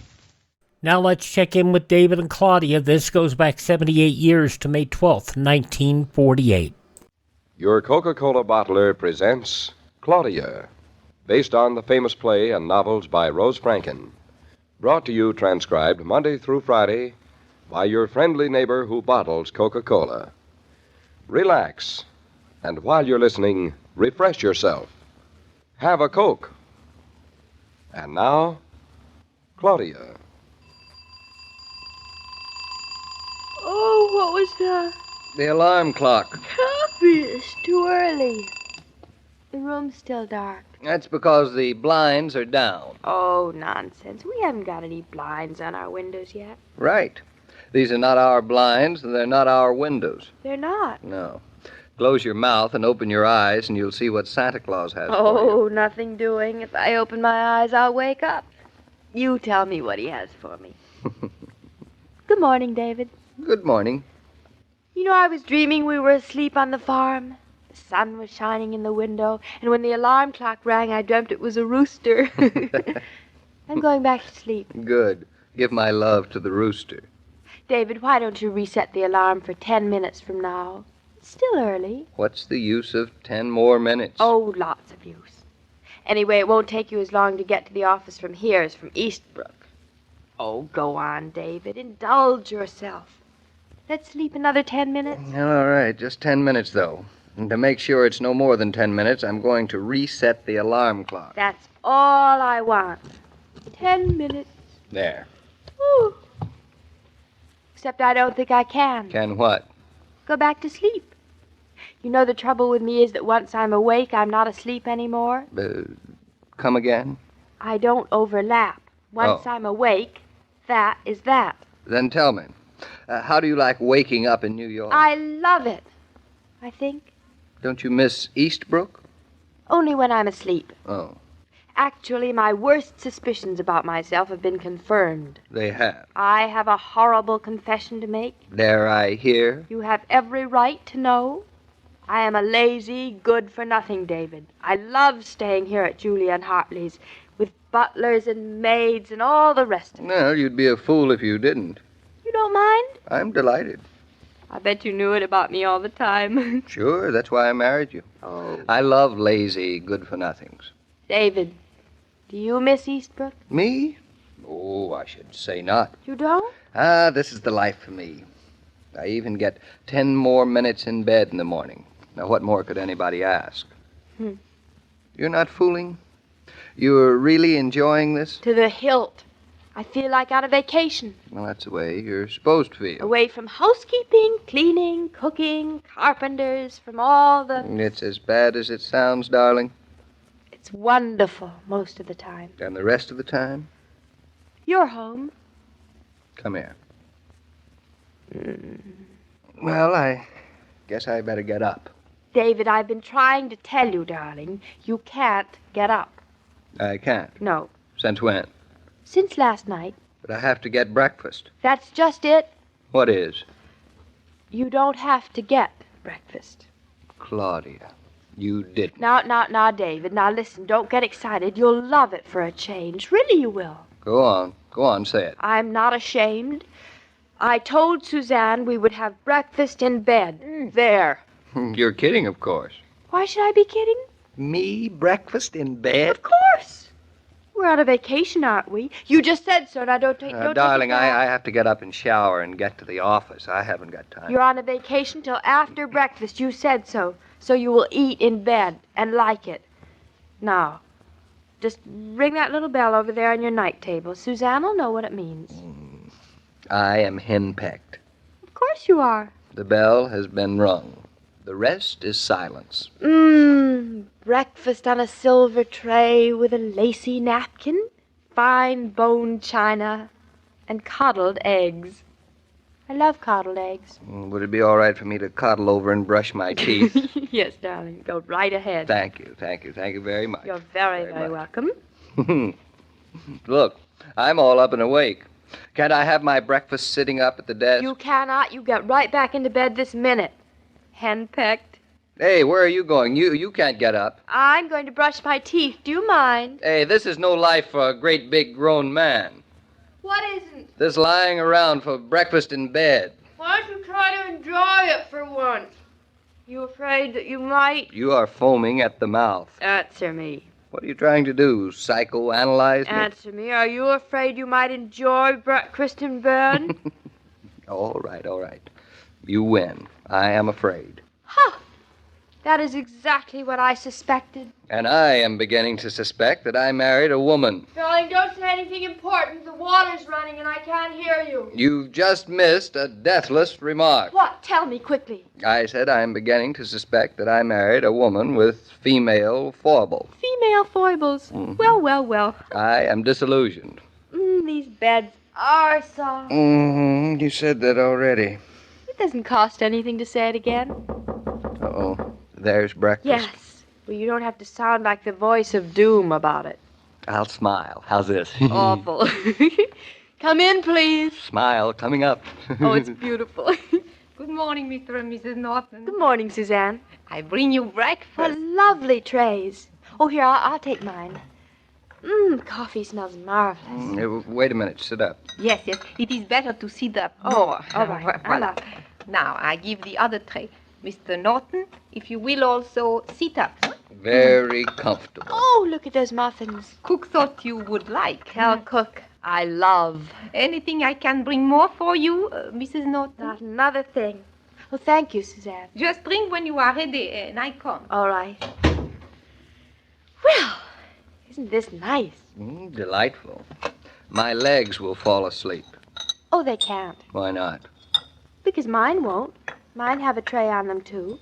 Well, your legs are smaller. That has nothing to do with it. It's the size of the tray that matters. Well, the fact remains, I already can't feel the big toe on my left foot. I don't believe you. Well, can you feel it? What? My big toe. Of course I can't feel your big toe, you dope. It's in your bed halfway across the room. I don't know why I talk to you at all. Drink your orange juice. Killjoy. Killjoy is here. I don't care what you think. This is nice, David. Hey, listen, would you mind holding my tray a minute? What on earth for? Oh, I want to move my left leg a little. Oh, I see. It's not that I'm uncomfortable or anything. Oh, I just think I can balance it better. Yes, if I... no explanations necessary now. See now, if you... Oh, I know. If you put your tray on the floor, all you have to do is just reach over and... Well, maybe I can hold yours and balance mine at the same time. Be careful. All right, now. You look awfully... Now, hand me your tray. David, listen, you'll have to be very careful. I poured my coffee Hand it over. already. Hand it over, I said. All right, there. Now, You got it? Yeah, my tray is balancing Now, don't perfectly. breathe or anything. Don't breathe. Here we are. Well, that is better. What's better? Ouch, my left leg. Ow! Is it by any chance waking up? I'm still holding the tray. Painful thing in the whole world. Then you admit it. Admit what? It was asleep. I didn't say it. Did I? No. Now, here, are you ready for your tray back? Oh, just 1 second more, David. I just want to push this pillow up a little. Ready or not, here it comes. Careful. Oh, you gave me a scare. I think nothing of it. When I was a lad, I juggled 7 loaded trays at one time Boy, with the greatest of ease. That. Now, my egg. Oh, David, see if you can push my pillow just a little more to the right. There goes my right leg. Where'd it go? Sound asleep. Oh, nonsense. Just wiggle it a little. I can't with this tray on my lap. Don't worry about it. It's only for another 5 or 10 minutes. But that's awful. Well, I've decided to be philosophical about it. If I'm to enjoy breakfast in bed, I'm just not going to complain about it, that's all. You're right. That's the only way. That's right. And I am enjoying it. I can tell. Very much. Good. I'm glad you are. Oh, this darn pillow keeps... You better drink your coffee, darling. It'll be cold. Julia says she has breakfast in bed every day. Well, bully for Julia. I didn't realize she had so strong a constitution. And Hartley, too. He has, too. Every morning. Mm-hmm. In spite of his gallbladder. The joys of the rich. Darling, were you serious? How are your legs? Petrified. So who cares? Me, I care. Would you like to get up? Eat breakfast comfortably at a table when I can have it in bed? Why, I should say not. Oh. This is so relaxing. I'll be exhausted all day. Upside, there goes your pillow again. Careful, your tray. David, listen, darling. I wouldn't think you were a quitter if you drank your coffee at the desk. Darling. Now, deep down, I know you. You're a country girl at heart. Just because I can't balance a breakfast tray? That doesn't prove anything. You know, it's funny. But I keep wishing we were back in Connecticut. And I had a small idea that you did, too. Back in Connecticut? Mm-hmm. On our lovely farm. Right. With Bluff barking, Shakespeare meowing. Where the sun shines early into the bedroom because there aren't any blinds on the window. Exactly right. Where breakfast is in spite of electricians and carpenters and trains to catch. Where water runs cold and the lights go out. Where it rains and rains and rains. And rains. You're right. I wouldn't blame you if you didn't prefer it to all this. You wouldn't? No. That's good. David, you are a dope. A dope? Yes, I guess I was to have bought the farm in the first place. Darling, take that look off your face. Don't you know yet that I prefer breakfast on the run to breakfast on a tray? And that I'd rather be a farmer's wife than an architect's wife any old day. You would, huh? I would. Well, I wish I were as sure as you seem to be. You know, you seem to love all of this. Anybody rich can have all this. I just like it because it's here. But, darling, I've learned that it's a very special gift to wake up with a rooster instead of an alarm clock. Now do you believe me? Believe you? Here, come here. Come here, farmer's wife. I'm here. I'll give you a kiss that'll last as long as that rooster crows. Mention the word entertaining to some women, and they utter a weary sigh. They figure you have to go to a lot of trouble whenever you have a few people in. Other women have open house all the time. Their families never hesitate to ask friends over without advance warning. In such homes, you'll usually find the refrigerator well stocked with Coca-Cola. Then, all that's needed to make guests welcome is a bottle opener. Ice-cold Coke does the rest. If you want to enjoy a reputation for hospitality easily, order a case of Coke and keep a supply on hand.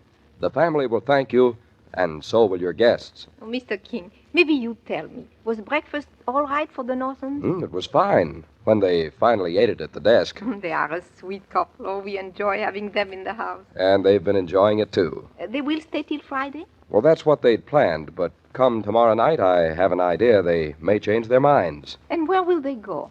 To the most logical place in New York. And you'll find out where it is tomorrow. Every day, Monday through Friday, Claudia comes to you transcribed with the best wishes of your friendly neighbor who bottles Coca-Cola. So listen again tomorrow at the same time. And now this is Joe King saying au revoir.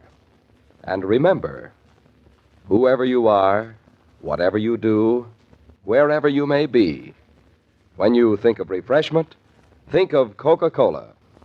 For Coca-Cola makes any pause the pause that refreshes, and ice-cold Coca-Cola is everywhere. This broadcast of Claudia was supervised and directed by William Brown Maloney. 78 years ago, May 12th, 1948, Claudia on Classic Radio Theater with Wyatt Cox. Yeah, breakfast in bed's not as fun as it sounds. Have yourself a great day. Enjoy your Tuesday. On Wednesday, we will have My Favorite Husband starring Lucille Ball as they celebrate their anniversary. The Old Gold Comedy Theater, She Loves Me Not, with Rhea Montez and Tom Drake, an adaptation of the 1934 motion picture. Fibber McGee and Molly and The Salmon Dinner. And Amos and Andy and Claudia. That's all coming up tomorrow. Thanks for being with us on this Tuesday. See you tomorrow for more with the best radio shows of all time. Classic Radio Theater. I'm Wyatt Cox.